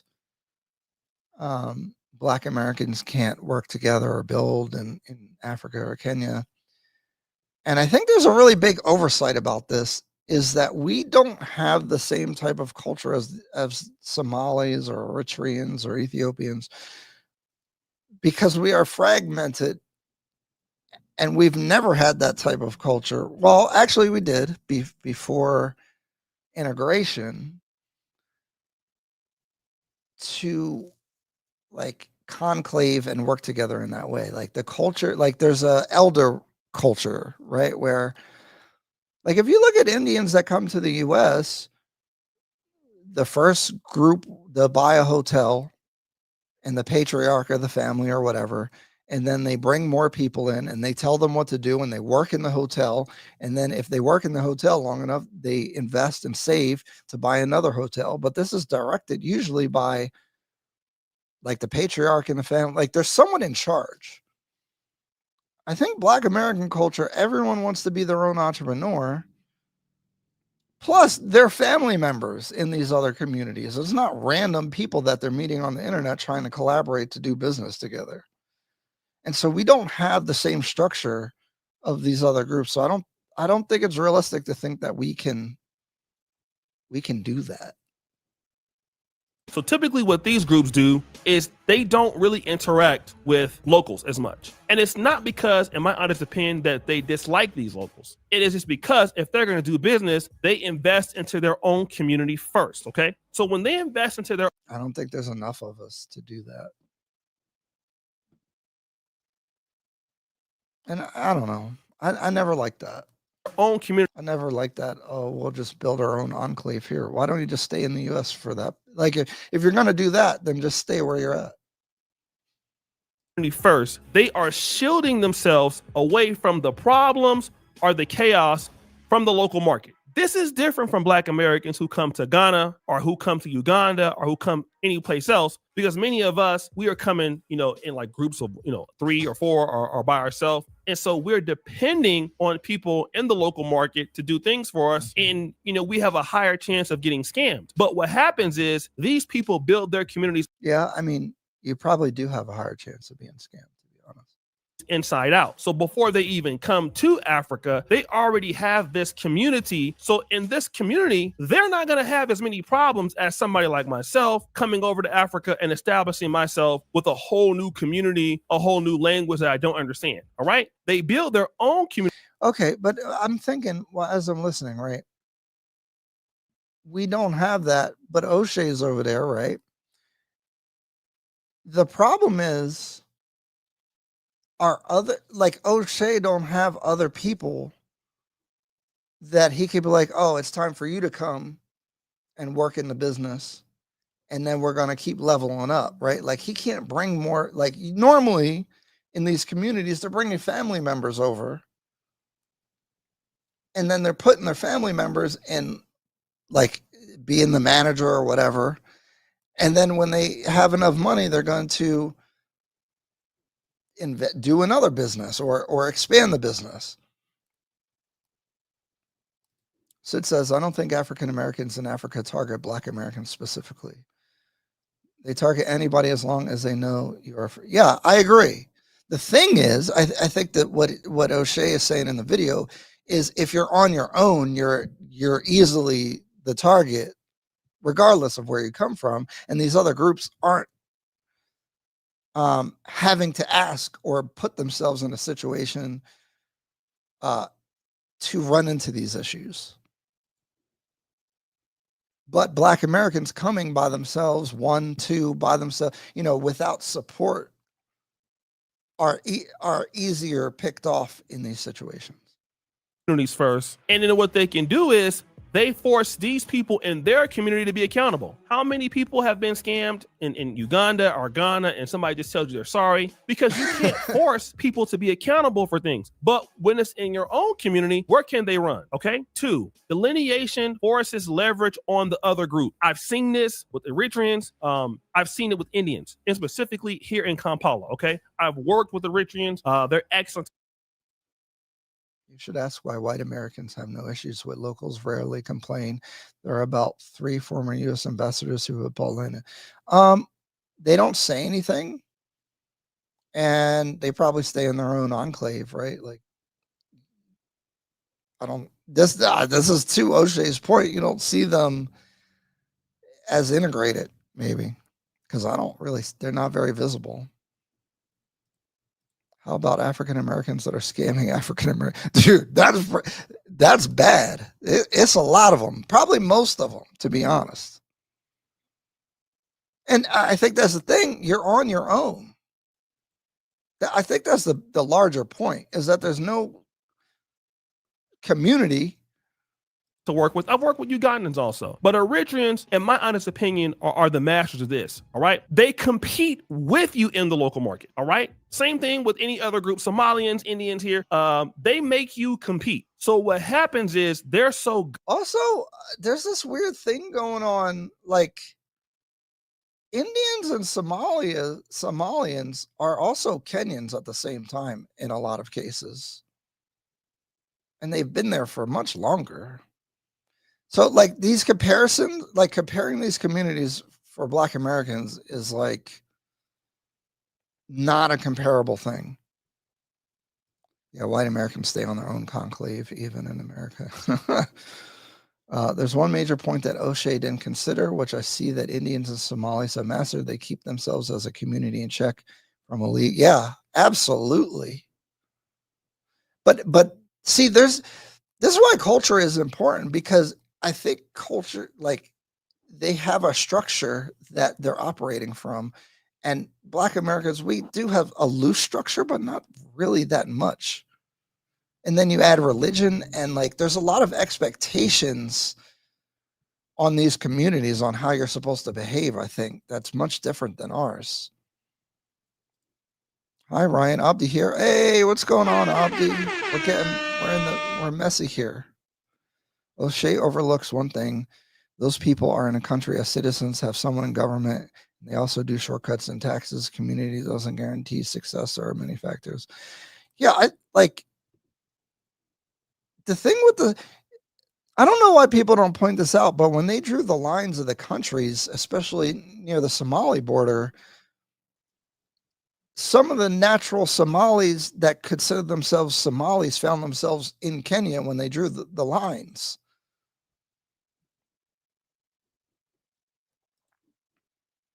Good in the nightlife industry, the restaurant industry, they force others to play fair. In other words, their self-investment from the diaspora or into what they're doing, it forces the market to them. Okay. So you can't scam them. So they're less likely to go out of business. They can survive tough times. So it forces the market to come towards them. And anybody who wants to do business in one of their nice spots or one of their nice restaurants, pizza places, what it does is it makes you come to them on their terms. All right. Now they have leverage. They force the leverage conversation. So in order for you to deal with them, you have to treat them fair. And also, they beat you in the market. If a Ugandan business is not, doing what they're supposed to do, the Indians or Eritreans, quietly, they're going to cover your territory. And it forces you to respect what they're doing because they are good, right? If Black Americans... So part of the reason why this is something I brought up is that it's been on my mind because I've been having negotiations with some Kenyan real estate companies to partner because I think that's probably the next best move for me in country. Or do I make my own company from scratch? And this speaks to exactly what O'Shea is talking about. His advice, I guess, would be to just do my own thing. But the prospect of building from scratch, which I've done, this business here. Again, I don't talk a lot about my US based business, but I have a real estate brokerage and there's a lot of work and I built it from scratch. Like a lot of this stuff in the office I've put together myself. This whole studio I've done myself. My back hurts. I'm tired.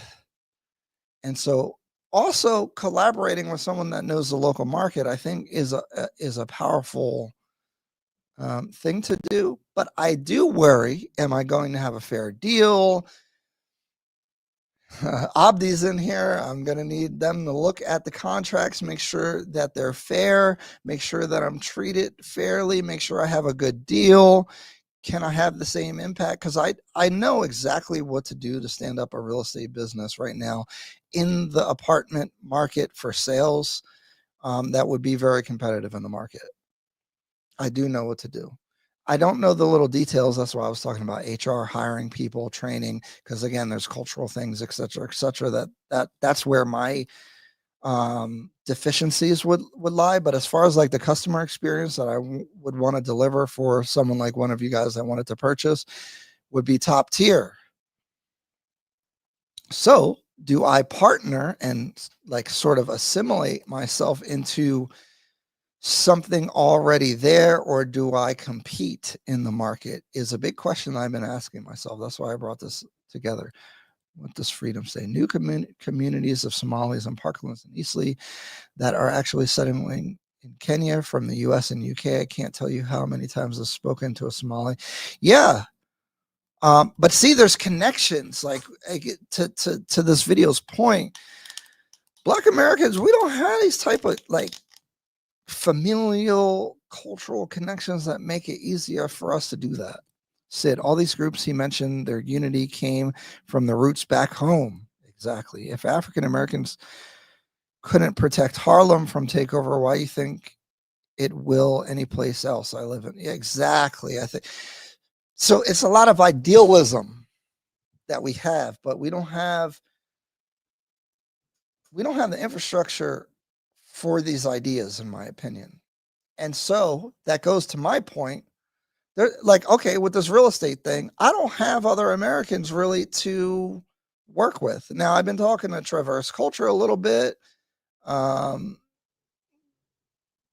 don't know. Like, I don't know if there's things that we could collab on, but it's not that easy for us, to be honest. Americans don't understand this leverage on other people in Africa, we're always going to be victims. Unfortunately, this is a kumbaya story that will end. Also, some of the scamming, like he talks about scamming a lot, and I don't want to discount it because he's been like doing business on the ground, and now he's in Uganda. Is that much different? I haven't been there yet. I have not experienced any scamming, although maybe like overcharging and things I've faced, but I haven't done nearly like I haven't been as involved. And that's why I always watch all of his stuff because he's been in the market for a long time. And I do get worried about making sure that my contracts and my deals are fair, because you could be doing something for a long period of time and then find out that you've been taken advantage of or scammed. So I'm very wary of that, but I haven't experienced it. So it's like, is the scamming that big? I think it could be, because I get people, there's people emailing me, hey, can you invest in my business? Can you do this and that? And it's very like not thought out. And I try to like be like, bro, if you're going to at least ask me to invest in something, like, can you put something together that is coherent? And, you know, they're probably trying to just get money. I don't know, but I try. That's my way of trying to help. I don't know, because you're not getting my bread without thorough investigation. Ed, we must make, listen to what I'm saying. We must make, if it's in Uganda, Ugandan private sector people in the industry cover territory. We must make people in Ghana cover territory. Burkina Faso, we have to compete with the market. Though? Once Like, we compete with the market, you can't. And this Chief Negus, exactly. There's one patriarch who keeps everyone in check. The problem with many of us Africans and many of you African Americans is that we screw each other over too much, so we waste press. Like, and even to what O'Shea's saying right now in this part of the video is, when you're saying we, like, it's not directed. You can't have this decentralized organization. If you have one patriarch and people listen to them, and if they say don't do this or don't do that, people actually don't do it. Like, now you could have a strategy. And actually, that's like the US's disadvantage to China, right? The US political system basically right now doesn't work. In China, if they want to do something, they can execute on it because they don't have all these dissension and problems, at least from my understanding, and can make policy that makes sense. In the US, you got to appeal to 1,000 different interest groups, and no one agrees with anybody and everybody hates everybody. You can't get anything done. And so what is even we like, there's no direction. I think if you're afraid of handling company staff or things with HR, you can outsource HR function, check work pay and corporate staffing. Well, when I'm saying HR too is like training, like I was in the military. So like even here in the US, I have to like tone down how I deal with people. And in East Africa, generally, directness is very much not appreciated. So when I say HR, I mean like how to like deal with frontline individuals, because honestly, this like slow attitude would drive me insane. And I don't think I'm probably the person to, I could like, I'd be good taking one person under my wing that is really motivated and manage, and that person maybe manages and communicates with the frontline employees and stuff, because I would lose my mind. I lose my mind here in the US, you know, like the military mindset is much different, and how you talk to people and all that stuff. So I would explode. I would lose my mind. I really would. Oh my God. So knowing myself and knowing the culture a little bit, I foresee these being problems I'm trying to solve for.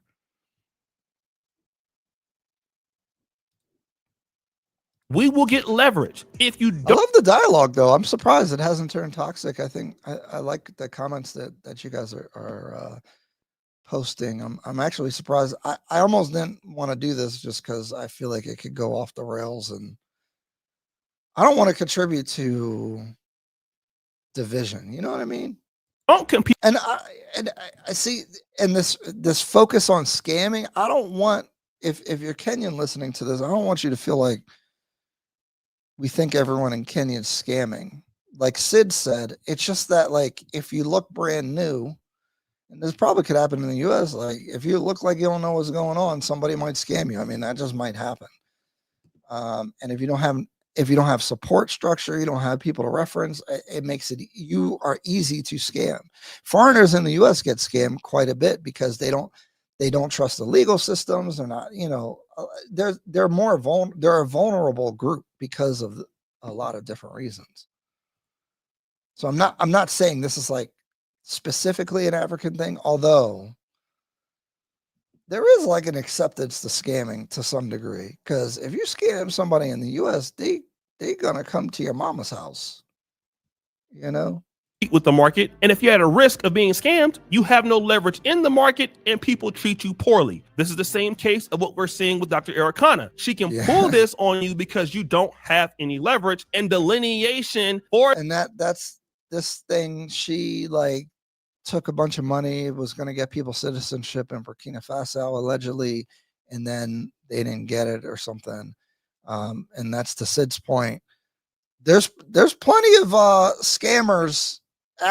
She's not African American, but there's plenty of scammers within the Black American community in Africa trying to get your money, and or at least just not delivering what needs to be delivered. So it's not.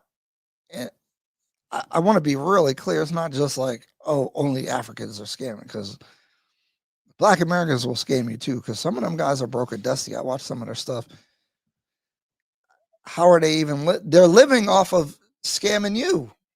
Forces people to respect your group, especially if you're moving as a community in the private sector in a particular niche. Like I said, I see it here in Uganda with the Eritreans, and the niche that they specialize in is nightclubs and restaurants and bars. They make people cover territory. All right. 3, if you force delineation, you have to add value to the other group if you want a collaboration. Now, let me just say this. Okay, but okay, let's imagine I have a restaurant and I want to make a second restaurant. It's successful even.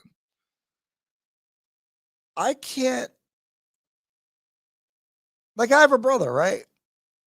And he's much younger than me.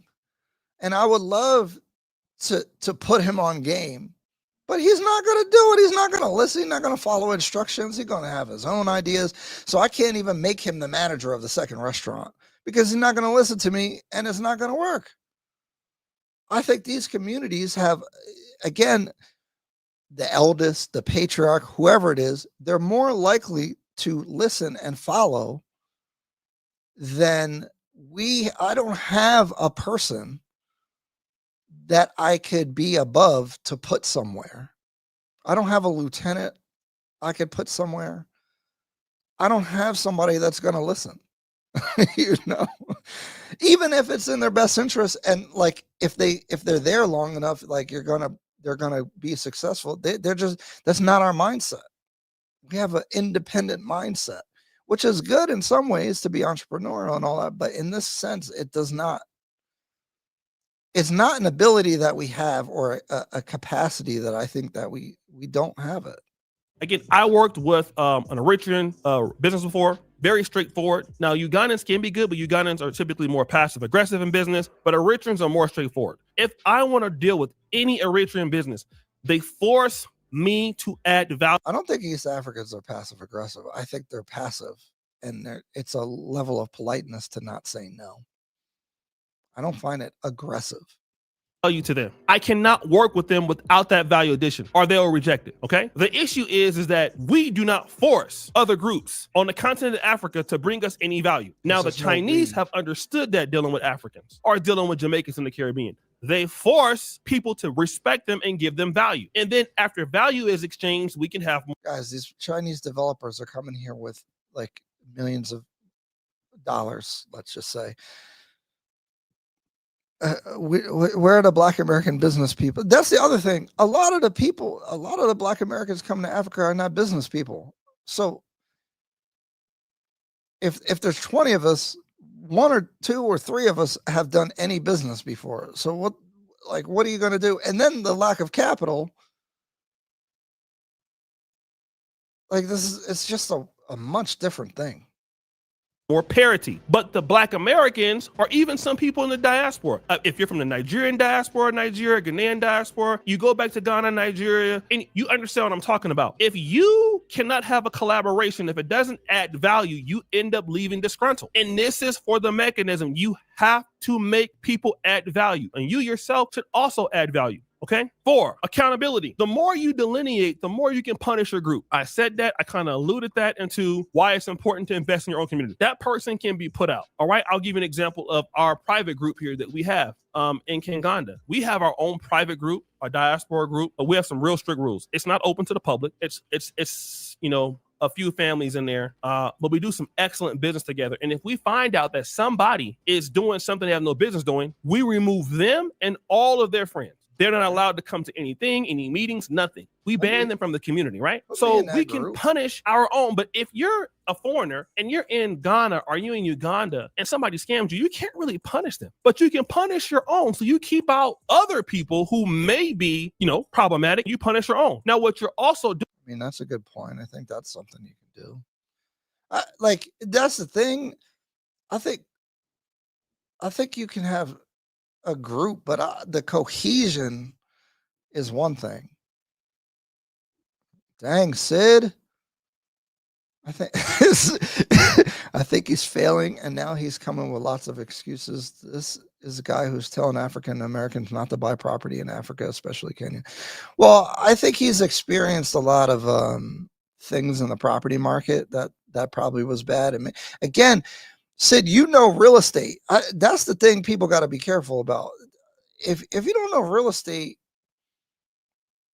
it could be problematic. And then you're listening to, again, there's a lot of African American scammers in the real estate in Africa. And I don't want to. I think O'Shea's ran into a lot of problems, and he is upset about them. But I feel like I'm learning because I read between the lines, and I think the issues he's talking about are real issues, but you probably could avoid them. But I don't want to talk about them like in a negative way because I don't know. Plus, I'd like to. I feel like we'd have a good conversation, to be honest. Doing is people who are good, you're forcing them to bring you value. And that's the other thing. See, I think he has the same idealism. That's why I started the video with the Pan-African unity, all that. And I know he's trying to do that just from all the content. And I think that's what brings you pain, because it's not just the business aspect. Like Sid, like you were saying, anybody could get scammed. If you're a foreigner or whatever, it's not personal. It's not because of who you are, really. It's the opportunity that may present. And I don't know, man. I don't know. Martino, you should learn about Maranga Kikuyus. They are the biggest corporate business people in Kenya and the region. They own them all. Yeah, so I mean, even tribes do that, right? But see, I think this is what I wanted to get at, is that tribes can do that because there's a cultural connection that's partially family. Like, they might not be a direct line, but you probably know their cousin. You could call their grandfather. Like, there's a, when there's family connections, you can call somebody and be like, yo, this person is doing XYZ, and the family can come down on them. And I'm just assuming, I don't know, maybe not. You tell me if I'm right, but we don't have any of that. We just got random people coming. So there's no connection, there's nothing. And I really think that's overlooked. I think most of the problems is foreigners and investors don't get to know and understand. Yeah, they don't. And if you don't, and you don't have your own group that you can work with, you're going to crash out. Icy said, scammers can only take as much as your own greed allow. Well, it's not greed. Don't say greed, but I hear you. If you see a YouTuber go to a country like Botswana for 2 days and sell a course guide, you're scamming yourself by buying it. Oh God. Oh, man. Bloody hell. God. You can't make this shit up, people. Oh, man. I don't think he's a scammer, by the way. If you want to make a guide about a couple places that you went to, that's not like, how much is it? You know? Now, if it says the exclusive, encompassing guide on Botswana, then that's not good. But you know, like I want to make a little nightlife restaurant guide because people ask me, you know, and I've been to a lot of restaurants. That's how I gained all that weight.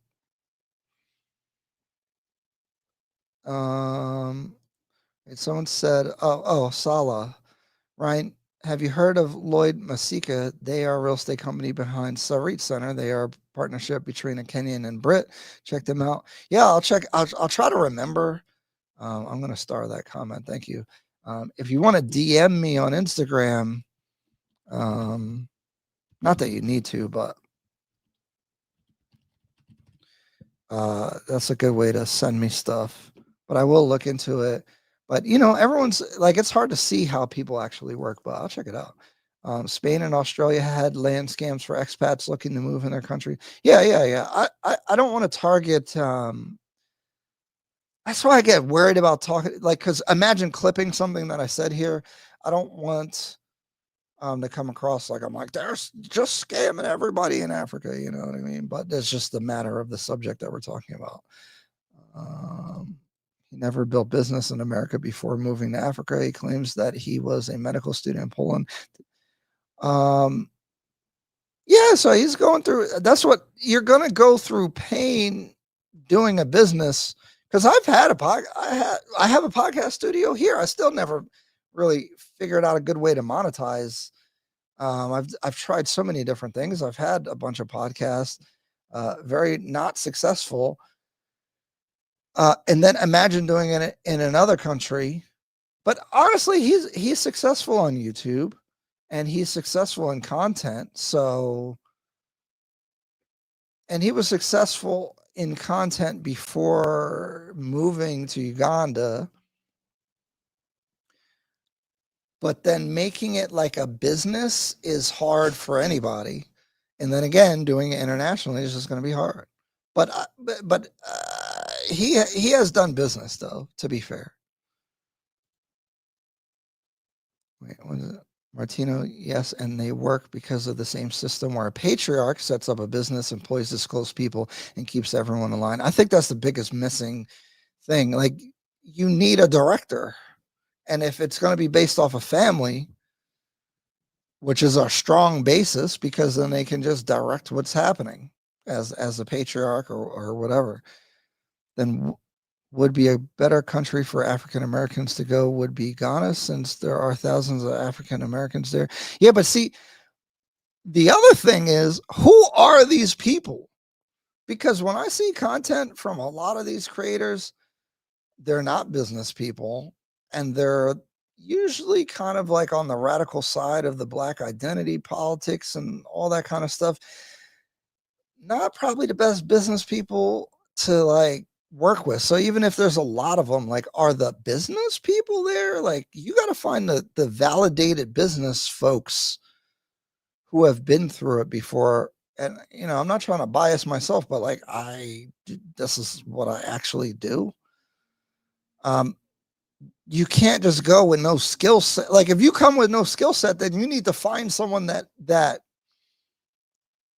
all can teach you a skill set, and you need to freaking listen to them and do what they tell you to do.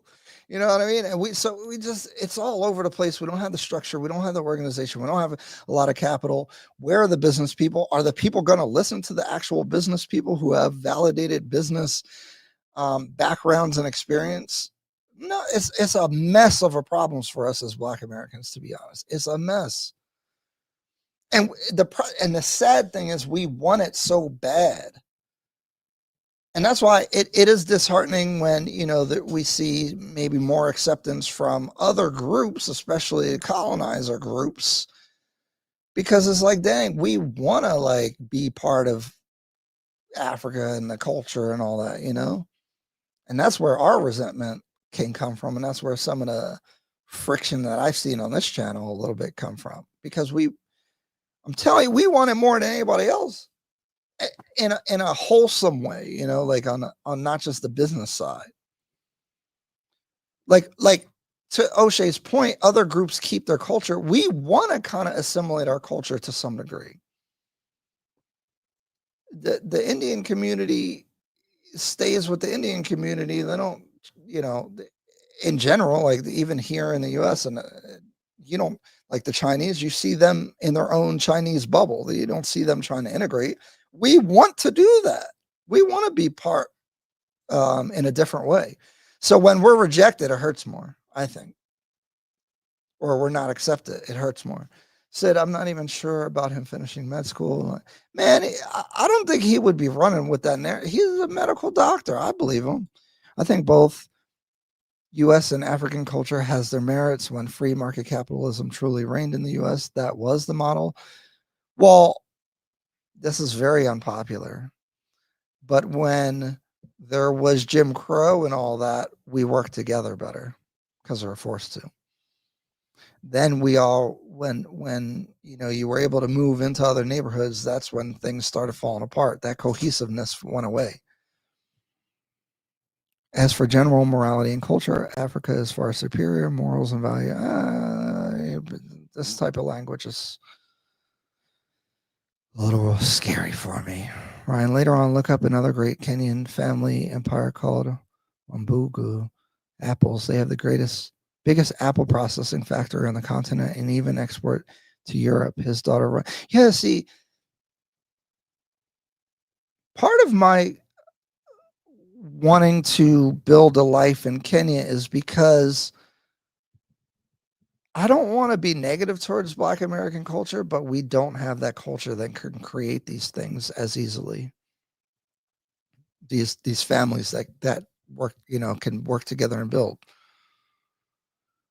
And I don't want to make it too personal, but I have a much younger brother that I would love to put on things,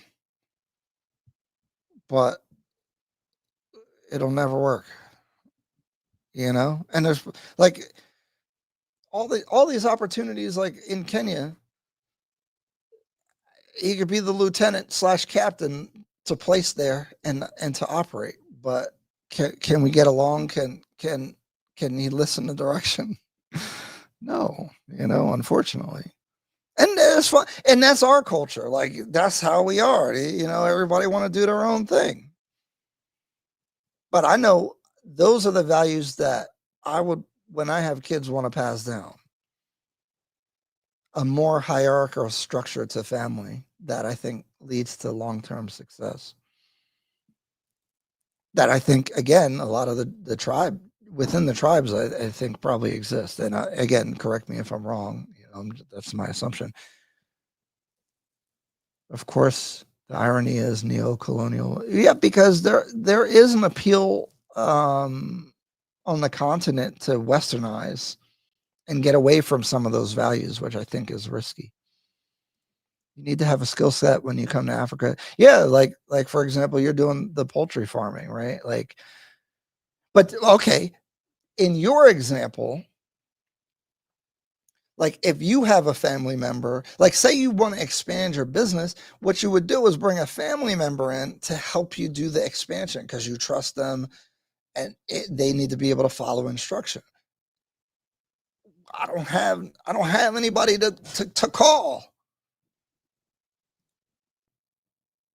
Moral value talk isn't scary. No, I know. I'm inclined to lean, to agree with you. My brain, we could have that conversation, but now you got it when you're talking on the internet, clips.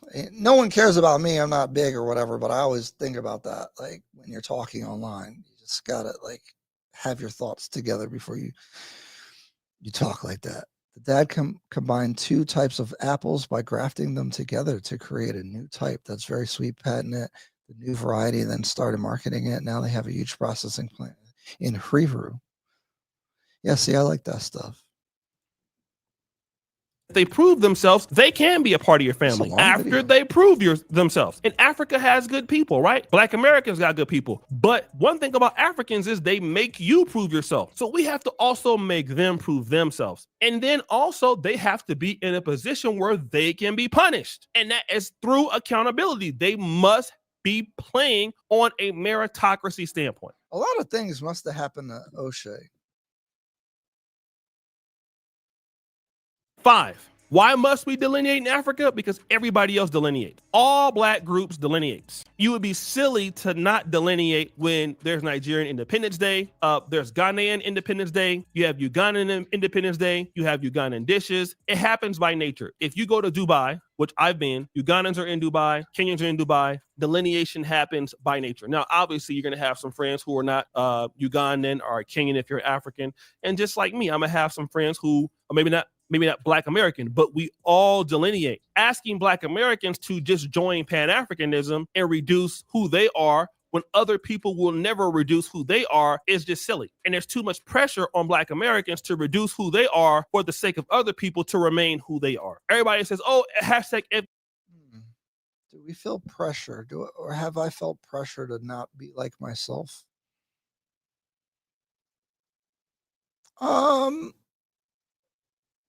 I think in negotiations and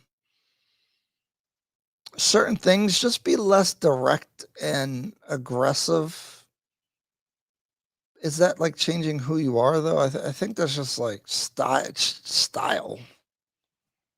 That's the only real experience I've had with that. You know, you're at a restaurant, people are very soft-spoken, so don't be yelling, I guess. Although I'm going to talk so you can hear me because I don't know why the waiter come over and whisper and I can't hear him. But again, that's the culture, you know. Okay. ABA isn't right or hashtag ADOS isn't right, but go to somebody's Instagram page, you see hashtag Haitian excellence, you see hashtag Nigerian excellence, and I'm all for that. I think Yeah, Nathan, you gotta be careful, you know. And I care about my reputation and how you present yourself. This stuff is important. It goes all the way back, like Kevin Samuels. Like I always appreciate it, like being very cognizant of your behavior online. So if you're not, you got to think about stuff before you just start talking about it, you know. And when you do lives, you got to be careful. So that's great. I love to see Black people winning. Hashtag Jamaican excellence, but no, everybody else delineates. Because all you need is a clip of you speaking in a way that wasn't exactly what you meant or articulate it in a very good way. Let that go viral, and now that's people's bias towards you for a really long time, you know. No matter what, you will never hardly ever be accepted as one of them as a Ugandan. I know I will never be accepted fully as a Ugandan. I'm okay with that. I'm not trying to be Ugandan. So therefore, let me delineate because I've already been delineated by the other group. Other people automatically put you in the cast of delineation. All right? Automatically. They're going to call you Mzungu. They're going to call you whatever else. So you might as well delineate yourself. Don't call me Doesn't Mzungu. mean that you can't like collaborate. Delineation is not an end to collaboration. It's just defining boundaries. 6, pointing on to that. Delineation does not equal disrespect. Because I'm delineating doesn't mean that I can't integrate. But I kind of always like in the U.S. and maybe this is my bias, but I don't like when people don't integrate into the community. You know, like I don't like that. I can only integrate or collaborate. It's a bit offensive. Like if you live in a country and then people come, but they don't want to participate in your country, they just want to have their own country in your country. That is rude. It is disrespectful, I think. Like you come to Kenya and then you just like have your own enclave and you don't even deal with Kenya. I don't like it. When there is value, if you don't want to give me value, I will stay within my own community until you want to give me value that expands our community.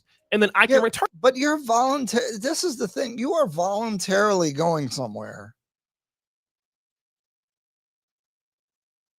And then want to have an attitude about like, I don't, and you want to have your own community within the place that you voluntarily went to, doesn't make sense. Stay where you're at. Earn that value to you. Okay. But if you do not, I cannot deal with you. I cannot deal with you based on charity, based on what. Because now, if you're coming to just extract resources because you see a business opportunity, I don't like that. Stay where you're at. And then see if that's your mentality, then then the locals should block you or kick you out or obstruct you because you're not trying to contribute. Like what? Honda dream. I can only deal with you what's practical because you only want to deal with me on base what's practical. Okay. 7, familiarity. Working with your own community increases speed. This is something that's important when you're dealing with Ugandans, for an example. I live. Well, I think this is what I was like. I probably should cover this video. Hold on, let me keep going. I work here in the private sector, and Ugandans do things much differently than Black Americans do. Eritreans do things much differently than Black Americans do, but they understand how they want to do it. Indians understand how they want to do it. Somalians understand how they want to do it. The more that we can delineate in Africa, and we're doing. That has nothing to do with delineation. Look, this is. Americans are fast, efficient. We're looking for the fastest, cheapest, best way to do something. We're not trying to waste a lot of time. We're trying to get the business done so you could do other stuff. And that is a cultural thing. And so if I have a group of Americans, okay, so this is going to sound bad. Give me 5 Americans with some business sense. We're going to run the table just because we move fast. I've been in negotiations for a bunch of different things for months because everybody's moving slow in Kenya generally. And so let me have a team. Just because we're moving faster, we're going to smoke everybody in that market. And, I'm not trying. And hopefully you listen to the rest of the stuff that I've said about being part of the community and not, and contributing. But like, if it was a competition, ooh, smoking, too slow. Respond at the end of the day. What? Took a whole week to send a response back? What?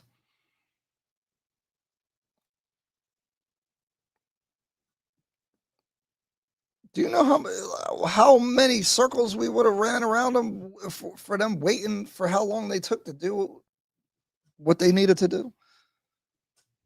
Hence the real estate business here. Like, again, if I started one from scratch, our response time would be better than everyone, and everyone's going to work with us, especially foreigners, because if you're flying in for 2 weeks to come do some real estate business, you don't got time for them to be late. You don't have time for them to wait to the end of the day to respond. You don't have time for people waiting 2 weeks to send you a contract, 3 weeks to send you a the paperwork will get done. Oh, it's coming. No time for none of that. We would have had that deal wrapped up, the commission done, everything wrapped, signed, delivered on time while you're still waiting for them to call you back. That's a big fact, and that is a big difference, to be honest. Sorry, guys. But see, this is my battle. Do I make my own business and just compete, or do I collaborate with someone? That's the big question. I have not visited any other country on the continent. I've been to Kenya now, 3 times, 3 months, 1 month, 6 weeks total time in country. I'm sure foreigners are more inclined to segregate themselves from American culture, and admittedly, I don't blame them. I'm an American. I get it to some degree, but like extreme not interacting with the country that you're in is crazy in any country. Yeah, people come from other countries to the U.S. and don't integrate. Yeah, I agree. I think it's I think it's disrespectful to any country if you just voluntarily go there, don't participate in the broader country, community, culture. Not saying you have to leave your culture, but like there's some groups that like won't even talk to you, you know? That's crazy. Our own thing in Africa. We increase speed. We increase a lot of transparency. We increase clarity. African business or entrepreneurship, from what I can see, there's not a lot of training in it. There's not a lot of speed in it. It's not a lot of systematic thinking involved. It's a lot. Yeah, Martino, this is a thing that I try to explain to Black Americans is that you're an American. But because of how society is in the US, your race matters a lot. So you think it matters a lot when you go other places, and it doesn't. I learned this when I was in Germany. I was stationed in Germany when I was in the military for like 18 months or 24 months. Sorry. Most of that I was deployed to Iraq, but I felt more American than I felt Black in Germany, which was weird. And then when you come back to the United States, you feel Black. But when you go overseas, you feel American. You would be viewed primarily as an American once they know you're American, more than being a Black person. So that concept existed way before me even thinking about coming to the continent, to be honest. So I try to explain that to people because that mindset doesn't exist in the same way in Africa. A lot of linear based thinking. So for an American to deal with a Ugandan in the same business setting, there's going to be a lot of bumps in the roads because we see the private sector differently. But the reason why Eritreans or Somalians or Indians or Ethiopians can do so well in countries is because they understand each other and they understand how they want to run the business. So speed is there. So the market has to cover ground to catch them because they're already going in a way. Working with Ugandans, it slows down the pace for me as an operator who's fast, right? I like to get things done fast. And so Ugandans have to adjust to my speed. But if I had another Black American and I could just close deals, then it would be easier. That's what I was saying earlier. That's very true, though, to be honest. And again, I'm not. People get sensitive about this, but this, I think I've been fair in this live. This is one thing that is very true. Like y'all be taking forever, and if we had a dozen Americans doing a business, woo, that thing gonna be smoking fast. Things are happening. Further in the process, but it takes time to get them to adjust it to the way I want to do things. So your projects would actually develop faster. This is what the Chinese do. The Chinese, they come over by themselves and they're not, they're obviously delineating, but they're getting things done because they're not trying to integrate their business ideas into somebody else's group, right? Also, Ugandans and what I've seen in Africans have a lot of bureaucracy in the business world. It doesn't mean that that's a bad thing. I just don't prefer that. I prefer fast-paced things, okay? It's just what it is. This was not made. I don't think the whole delineating yourself means that, though. Like,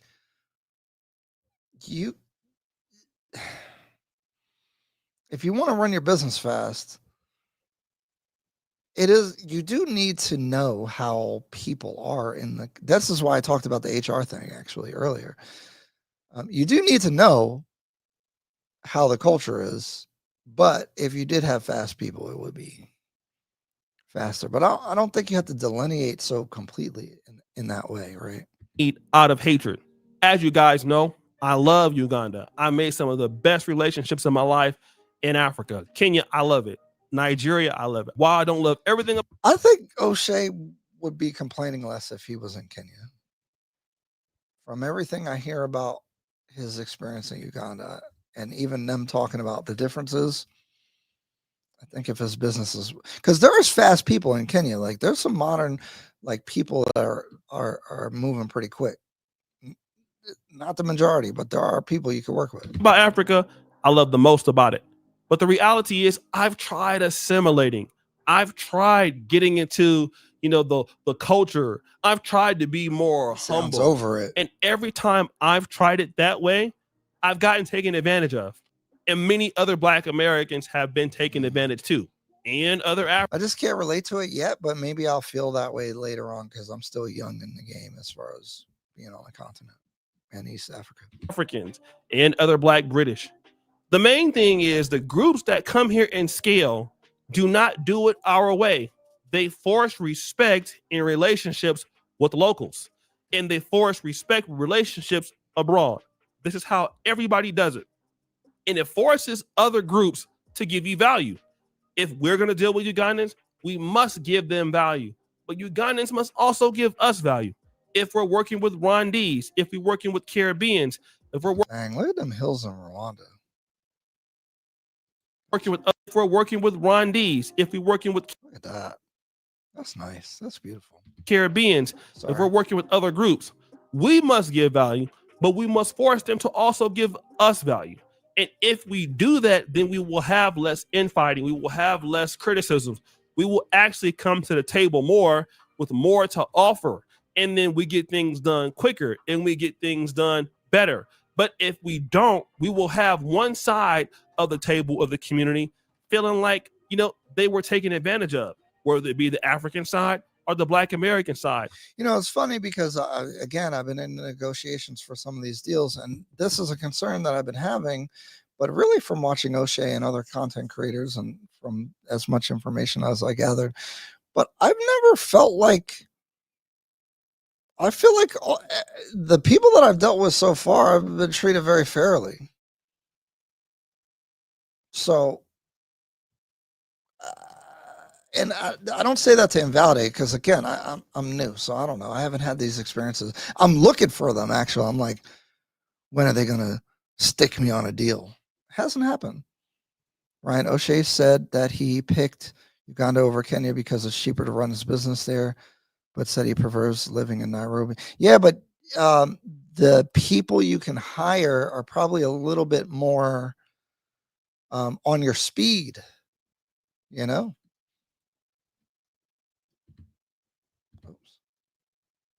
Or the diaspora side.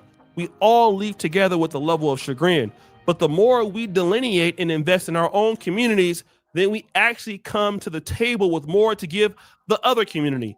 And then we have those relationships based on respect and based on leverage, okay? Meaning that if I come to your community, I have something, because if you mistreat me, you're afraid of the numbers that I have. And if I mistreat you, I'm afraid of the numbers that you have. So it makes me respect you and deliver on everything that I said I'm going to do. And all the other groups, once they know that I'm dealing with the Ghanaians. See, but I don't,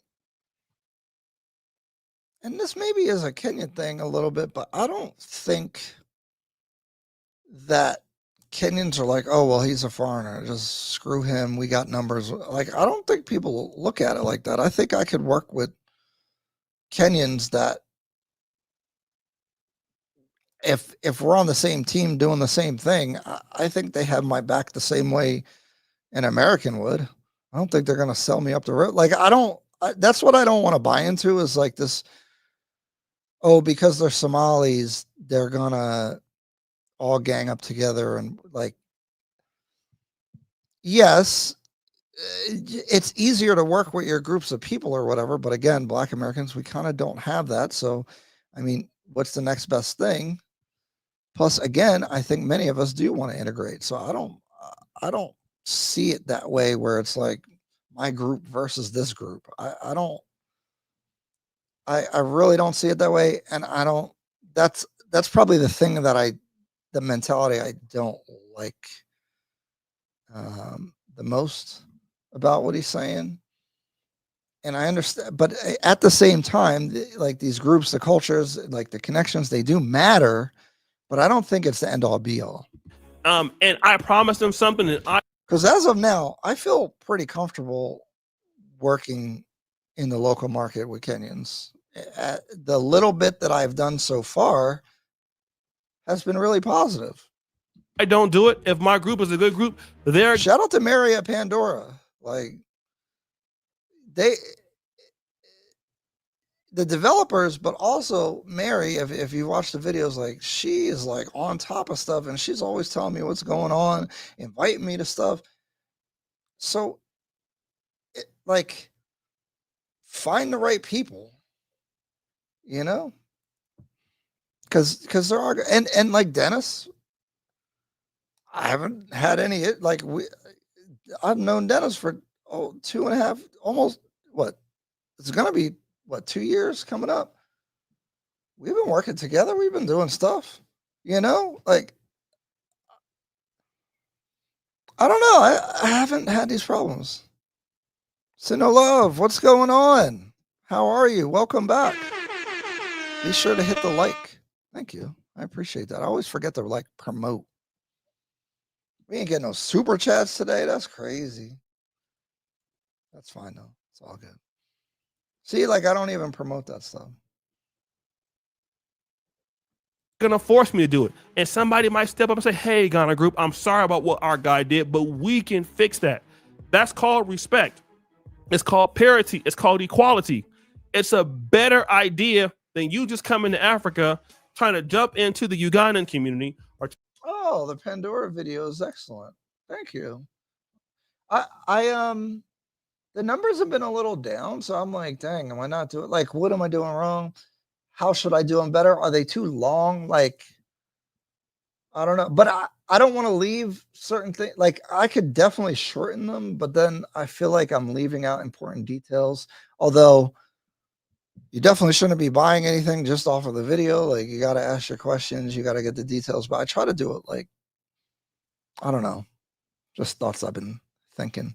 I like O'Shea and what Kanda used to represent, but now it seems like he's catering to a certain audience. That's why he keeps saying, yeah, I know. I don't like it either. It's bothering me, especially because, again, I said this earlier, that Repat podcast was so helpful for me, like understanding nuances in the culture, issues. Again, when I'm dealing with business here, I kind of take all the little things that people have said and try to like be cognizant of it. Maybe that's why I've had such a much better time and haven't had any scams or bad business deals or anything like that so far. Again, I'm new, so these things could happen. I could totally change my mind. I could be naive about it, but I think that podcast probably has helped me avoid some issues just from listening to it. So I agree with what you're saying though.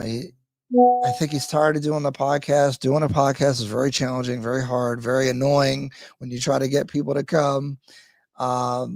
Scheduling, hiring a crew, all that stuff is expensive. And is the return there? Not a lot of the time. And so now he's kind of resorted to doing his thing because, he has those other channels. And he's kind of doing the same concept, which is less, let's say, like substantially beneficial, I think. Although this video, I think, is pretty good. R Banks, $5 super sticker. Thank you. I appreciate that, guys. I really do appreciate that stuff. I love spending time with you guys. It is nice when people are on the membership and when people donate to these lives. It just adds more energy to do them if you are enjoying them. Because I'm sitting here talking to a mic in a room by myself. It's kind of weird, right? So when people appreciate what you do, I appreciate that, and I always try to add value. So I appreciate. I like this right here. Blood hell. Oh, I was gonna ask. Maybe I should make a poll for this. How do I do that in here? Oh gosh, I'm pressing buttons. Oh goodness. What content adjacent to real estate should or would you think would be cool?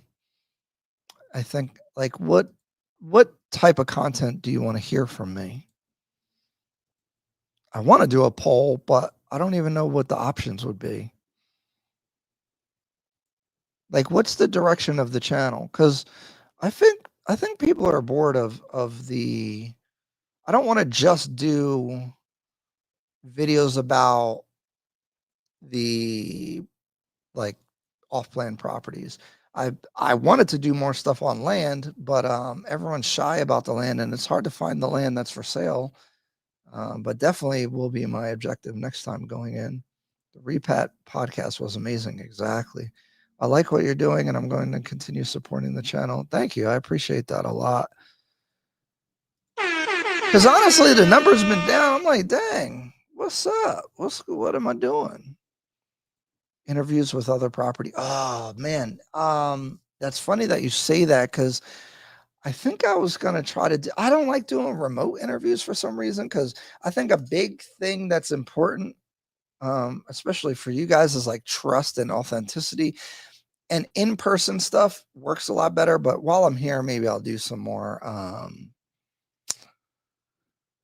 remote interviews with people. I think a lot of creator views down in the Repack community. There's a lot going on, pulling the diaspora away from our goals and focus. Keep putting out top quality. Thank you. I appreciate that. Yeah, it seems down, right? I think this African versus Black American thing has been eating up the algorithm, and I refuse to participate. This is as close as I'll go to that topic. James N. Ebony Alert. Where's Kai? You know what? Kai is in California, and his time zone. I keep forgetting it. Like, we haven't been chatting. Like, we usually chat every couple days. See, I'm bad. This is talk about integrating into culture. Kenyans would never go that long without saying something usually, and like I need to get better with that. Ironically. So I don't know what Kai's doing. I should have hit him up, and I should have invited him to come on, because really we're not really doing nothing today. Oh, I wanted to have Kia from Traverse Culture on, because I wanted to learn more about our business and stuff. But I wanted to like talk to her about stuff that hasn't already been on the content, because most of you guys that are in here probably are in the algorithm for the expat community, especially Kenya. So you probably know a lot. Like, you probably watched all the videos already. So what would I talk to her about? How you show up matters, Ryan. You come across as credible businessman. You get the respect in Kenya without demanding it. Oh, thank you. I really do appreciate that. And I do think that's the trade-off of me not like even like this topic today. I don't like to get into certain things. I like to keep it professional, but I do have a lot of thoughts, and sometimes they do bleed into it. So I'm trying to find the right balance, and keeping the integrity of the channel and being professional, and how you show up matters. Yeah. And being a good representative of what I'm trying to represent, I guess. So hopefully it pays off in the long run, but I'll be looking at the numbers like, dang.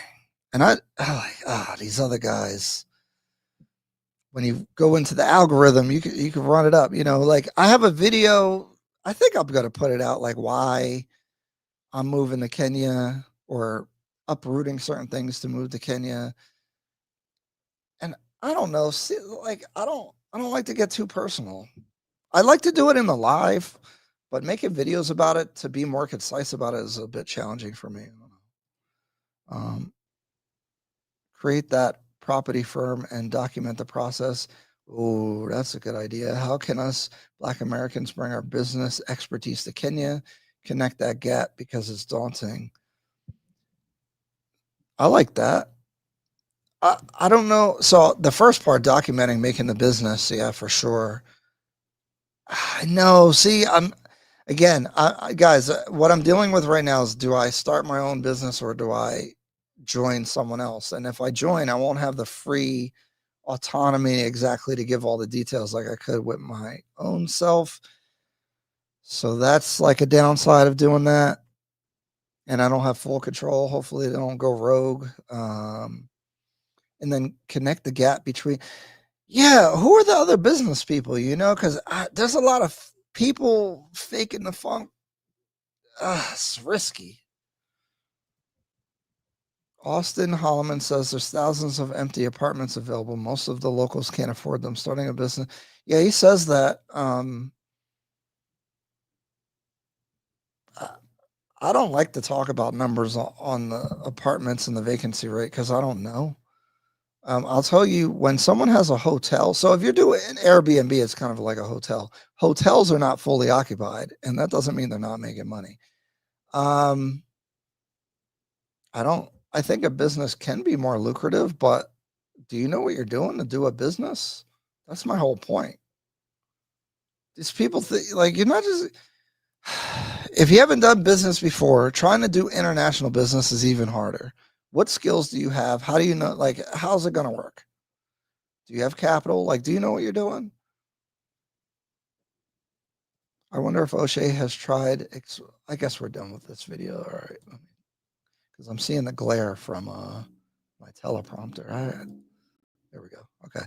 I wonder if O'Shea has tried exploring entrepreneurship in the medical services industry. Why not put his medical degree to use? I don't know. I think he's very comfortable with the type of content that he does, right? I'm sure he makes a lot on his other YouTube channels. So why deviate? I think he had someone on the Repat podcast that did ambulance service in West Africa, either Ghana or Nigeria. He probably could. I don't know. I see. Levy Reed, you'll have more reliable sources of info. Just what it's funny. A lot of you guys in the audience are not feeling Austin, but he's done really well. Like, guys, Blaze the Trail has done things that a lot of people can't do. Sure, there's shortcomings and he's bombastic about stuff, but I don't know. I respect the guy a lot. Kia would be great. Medical tourism. Yeah, that's something I want to know more about. People rarely ask her more about her plans and ideas on the medical tourism. Yeah, I'm super interested in that. I want to see if I'm like a detail person. So like, I want to know all the details. I got to talk to her, see if she's like willing to go kind of deep. Keep your channel on business and investment stock market. Yo, so yeah, I'm gonna drop some videos about because I have some like stock / mutual funds that I have in Kenya. I have no, I'll tell you guys this because you're in the live. I work with a wealth management firm. They do some other legal services. They do a lot of things. I'm gonna put that, and I'm going to talk about my business entities and what I'm doing. That's definitely going in members only because it's going to be pretty detailed. The one about investments, I'm always careful. I want to share things that I'm interested in without promoting them per se. Because if I'm talking about something and maybe the prospects of it, I don't want you guys to feel like it's an endorsement or like I'm telling you like you should do this. So I want to make sure that's very clear when I talk about investments because I don't want people just investing significant amounts of money and then something happens. Because, like I always say, I'm crashing out so you don't have to. I'm trying to take my time and see how these things work out before I really talk about them. But I'll put some stuff in members only about what I'm doing, and then as I get more personal experience with it, I'll probably talk about it. But that's pretty cool.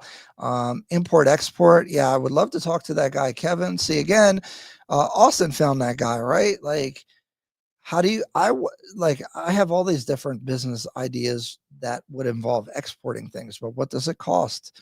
How do you do it? I have no idea. So you're right on finding the right people to talk about those things because I can't talk about them. I only know real estate. So, and I've been investing in stocks and equities since I was 18. So I can kind of talk about that stuff. But these other businesses, I really can only interview people because I can't speak to them, Chief Nick is solid, agreed. Ryan is genuine one, and that's why he has grown on me. Y'all taking shots. Oh man. I appreciate you guys. I appreciate the compliments and the praise. I do try to keep the integrity. I mean, honestly, the difference with me is I have a lot of stable income from other sources. So when I'm doing this content, it doesn't have to pay my bills, which is probably why I don't get a lot of super chats and stuff because why give me money? But it allows me to kind of be, you know, I don't need anybody's money. But I appreciate, like, at the same time, this is work too. So the support is always appreciated. The members are definitely appreciated, and it's more about like the appreciation than exactly the money. So I appreciate it. And again, thanks to R Banks for the $5 and James N. They're both members as well. So I do appreciate you guys. Oh, let me go back to my chat. I'm about to hop off of here. Tired. I've been dieting. I'm dying. I know you were telling me about the food. I saw that comment. I'm telling you, that plays a part, but drugs.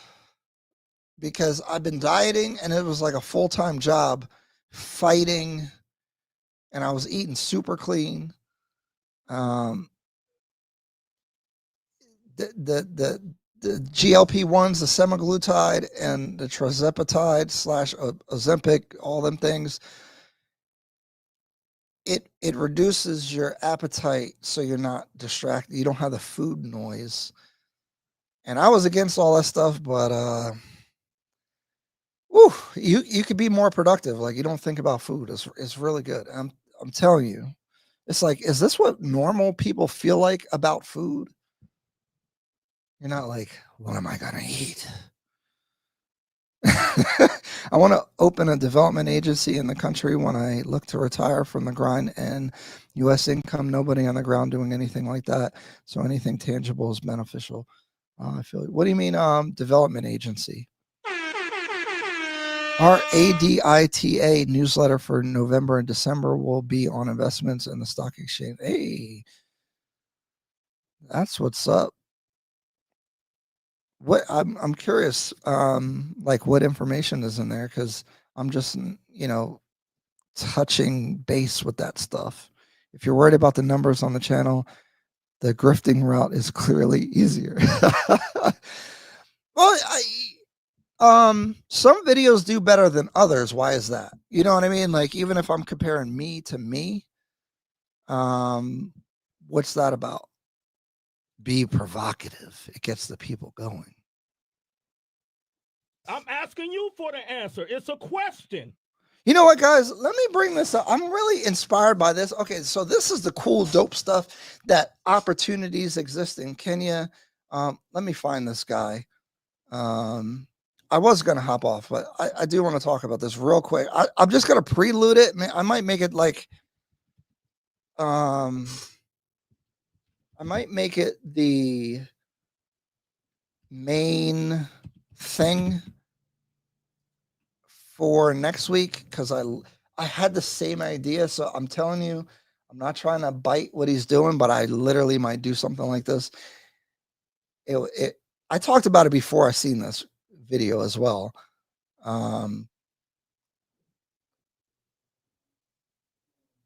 So I'm gonna, it's so dope. It's something I want to do. I don't think it's really a money move, but these are the type of potential opportunities for things that you're interested in, whatever skills you might have, whatever. So, but let me get this comment. Kevin's contact info is in Kia's video. You can definitely reach out to him. It's in the notes. Oh, thank you. I feel weird cold messaging people without something to offer as well. So, like, I'm not just going to be like, yo, what's up? Tell me all about import export. You know what I mean? Like, I don't do that. I don't like when people do that to me. They just want to ask you for shit. I don't like that. Don't do that. Thanks for sharing your thoughts. Development agency. Oh, a lot of people are talking about tech in Kenya. The word tech to me is so broad. I would want to know like specifics, but I know it's like a future thing. We're focusing on fintech. Yeah, but M-Pesa, like, is that not the fintech? You know? See, everyone says tech. Because how you, like, I know there's other, and they passed a law about cryptocurrency recently, so that's interesting. Let me bring back my share. No, not that. Hold on, share screen. Oh yeah. Ryan, IOMAD, and it works for me, especially when I take espresso. What's that mean? OMAD. OMAD. I'm telling you, I took that shot. I seen a picture of food and I was like, oh, I can't. If you put my favorite foods in front of me all together for free, I don't even think I could eat them. And that's guys, I can't. I mean, I was eating under my calories since I've been back, but I stay away from food I like. I don't keep good food in my house. So I can run from food, but I can't run that fast. If you put some good stuff, I'm gonna eat it at some point. But now with the shot, ooh, no problem. I can't even look at it. All right. Which video do we want to play here? So this guy, this company, Jersey Bird, they make soccer jerseys. And they have like a YouTube channel that's very cool. And they bought or invested in a team in Kenya, like the 5th or 6th division team. And he's basically like, they obviously equipping them with the jerseys, but they're trying to get the team promoted all the way to the premier top league. Kind of like if you've ever watched Welcome to Wrexham, which is my favorite show. I love football, but I like the business of football as well. My thought was to create a pipeline or like a very because most, like in Europe, they have boarding schools for kids that train football to make them pros. And I was thinking, and then, I know they have satellites in other countries. Kenya has a lot of athletes, but they don't really go through football. Kenya's national team is generally not that good, although I think they have a lot of athletes. And I was thinking, could you make a club that develop the youth, help them get opportunities overseas to play in the big leagues, and develop them, and also have the boarding school or some kind of school, and just like elevate the infrastructure of football there for some of the youth opportunities, but also like, I've always wanted to go to football matches and everyone tells me not to go because they're rough and they throw rocks and it's not it's not like an upscale experience. And I was like, what if we had like the LA Lakers of football in Kenya? Like, for example, if you go to the polo grounds and the race course, it is such a great vibe. Like, could we make a similar vibe for our football club with the youth development? As an organization, I think that would be so dope. That's like a retirement dream I probably would have, is like something just to build and develop the community, give kids opportunity to train, and also maybe get professional contracts out of the country. Because, if you go to England and play, you're going to make a lot of bread. So these are kind of some of the thoughts that I have. So this is, I'm going to play this video. Hopefully this gives you the context of what they were doing, or episode 1, season 2. I think that's good. What's up, everybody? I am back with a brand new season of Road to the Kenyan Premier League. Welcome to season 2. This is the first episode of season 2, and it is definitely the best yet, in my opinion. I just got back from Nairobi. I was only there for 8 days, but it was an extremely productive 8 days. We did so much work, from signing new players to radio shows and everything else in between. First off, it took me like 24 hours to get to Nairobi. I flew from Nashville to New York to Paris, and then finally made it to Nairobi. I got in late on Wednesday night, and I met up with Matthias Olander, the other owner of the club, and Laura Angeli. She's basically like a Kenyan celebrity, huge social media star there. And she also helps us with our content. So got in Wednesday night, and the first event of the trip was And this team plays near Reveru, actually. I looked it up. Thursday morning. Matthias and I were going on Sporty FM, which is the largest sports radio show in Kenya, to cover the entire story, everything we're working on, and things like that. I thought the interview went pretty well. They really, really did their research. They knew everything about the club, about Jersey Bird, about the work we were doing. Oh, After wow. that radio show, we went to check out our brand new I hope this music doesn't get the channel demonetized. clubhouse for the first time. This is the clubhouse that we are renting to house all 23 of the players on our roster. It's actually really nice. So this team didn't have this before. So he rented them a house for the team, so they have somewhere to go. Next video which is will really probably cool. be the full house tour. I'll show you all. And see, that's what I'm saying. Like a lot of these things, you know, and we were talking about Black Americans. He's not a Black American, but I mean, it's really cool when you're like, you know, you're creating an opportunity that wasn't there before. Right now, the quality of life, you have somewhere to stay for free or whatever when you're on the team, because they were probably commuting. I think that's so amazing. I'd really like to, I don't know, do something like this. And I've talked to one of their guys over there, so there might be a collaboration. I don't know. I'm super interested. It's like one of my favorite things I've seen. The details, but basically it's a 5-bedroom, 3-bathroom mansion with a full basement and a huge patio area in the front, and Look at also that. some patio area in the back, along with a garden That's in the dope. backyard. But the best part for sure is the rooftop. So right now there's a ladder, which we aren't letting anyone use. And I think he showed some of the numbers, like they weren't crazy. Like this is probably something I could afford to do. Now I would want to be able to like break even at some point, but if I was losing some money to provide something like that, I would do that. And this goes back to the video in the beginning of the whole point.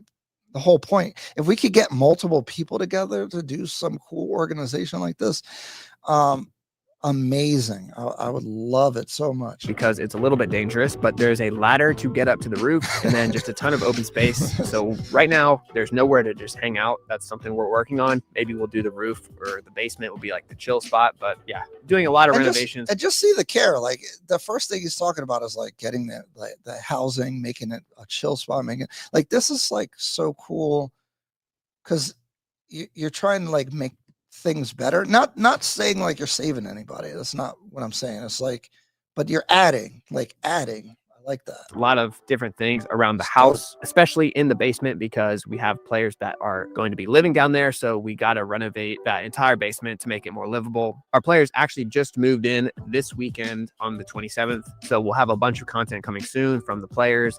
And look, I'm just gonna assume that this is much better than the situation, right? Because if they're able to stay there probably for free versus paying rent, even if there's a lot of people, super dope.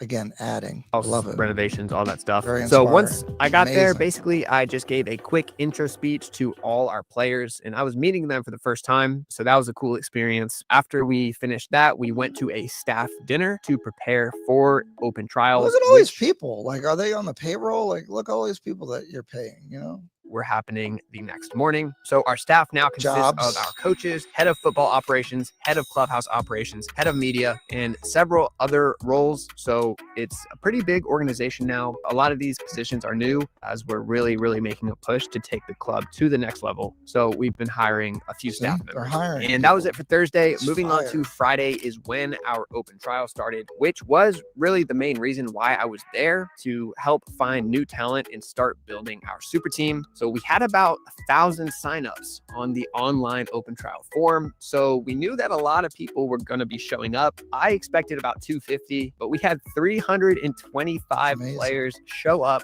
to open trials for a 6th division club. So definitely has to be the biggest 6th division open trial in Kenyan history. I mean, 300 players is, pushing Premier League numbers. It's an absolutely absurd number of players to be showing up to an open trial. And that just speaks to like, look at how many people are looking for an opportunity, right? So like,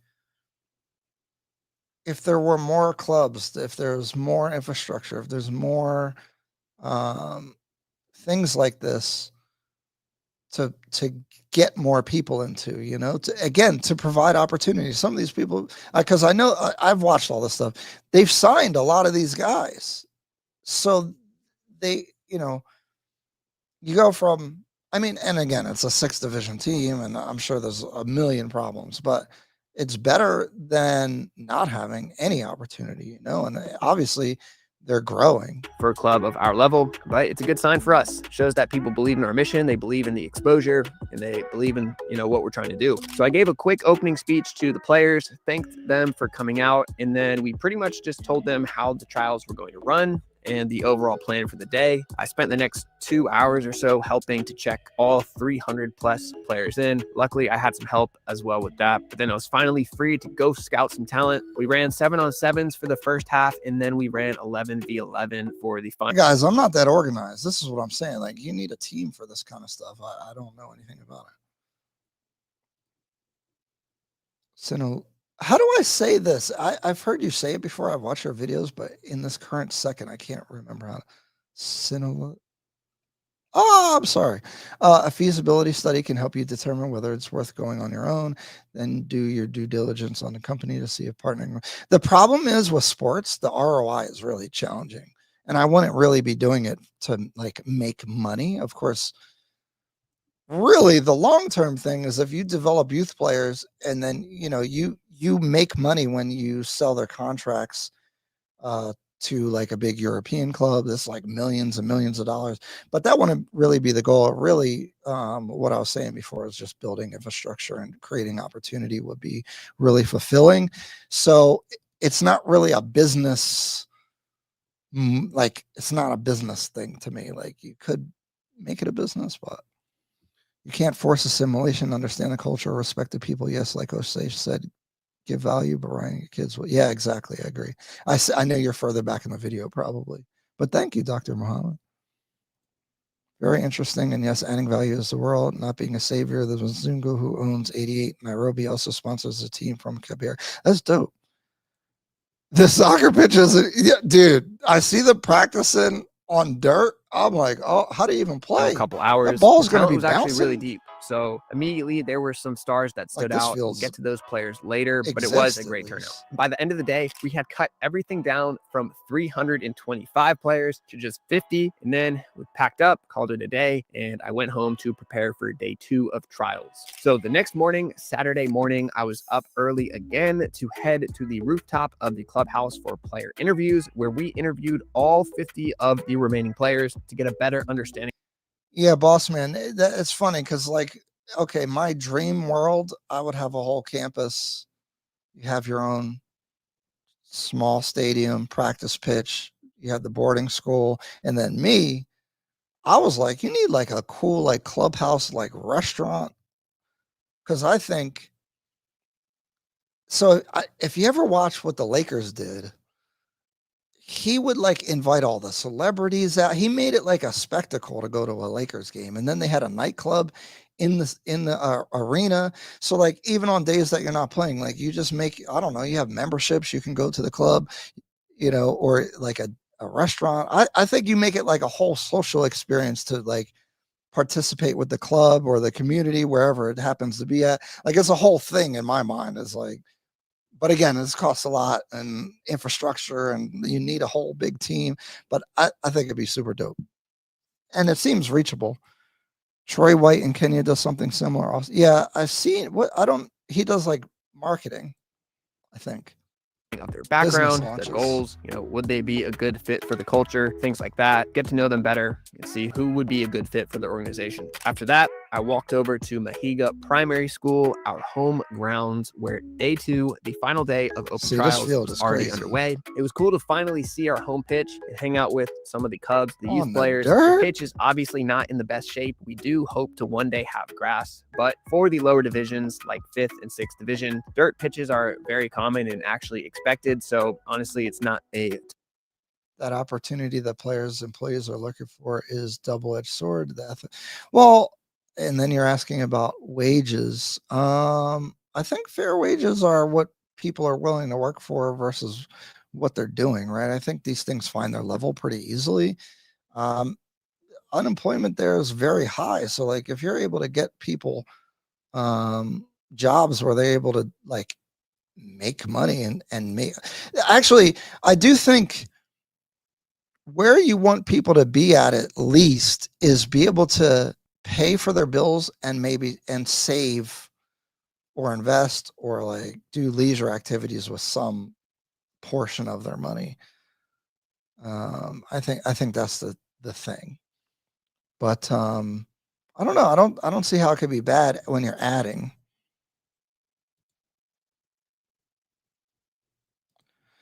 No, Levy, you would only own your team. You don't own the league. The league is its own thing. Top priority, and it's very expensive. So trials ran into the late afternoon. They and do once got to the get a football better was field, done, though. myself God, and gracious. all the coaches went up to. But yo, land, because they're in the near Hriru. Land around there is not cheap. So being able to make a soccer pitch is not that easy. Does grass not grow very easily? I don't know what the deal is. Why don't they do grass? Because it can't be that expensive to maintain the field. The clubhouse rooftop to pick the final 23-man roster. And this is where things got a little bit intense. We had some disagreements on who should make the team. Obviously, there were some hard decisions to make because there was so much talent to pick from and only 23 spots. Also, a lot of our players from last year were trying out, and we knew that not all of them could make it. So cutting players who had been part of the program for years was not easy for us to do, especially me as a newcomer. But after about an hour of debating back and forth, we had finally narrowed it down to the final 23-man roster. That's the tough thing about sports is cutting people, especially if they've been loyal, good members of the club and everything. Roster, and it was time to break the news to the players downstairs.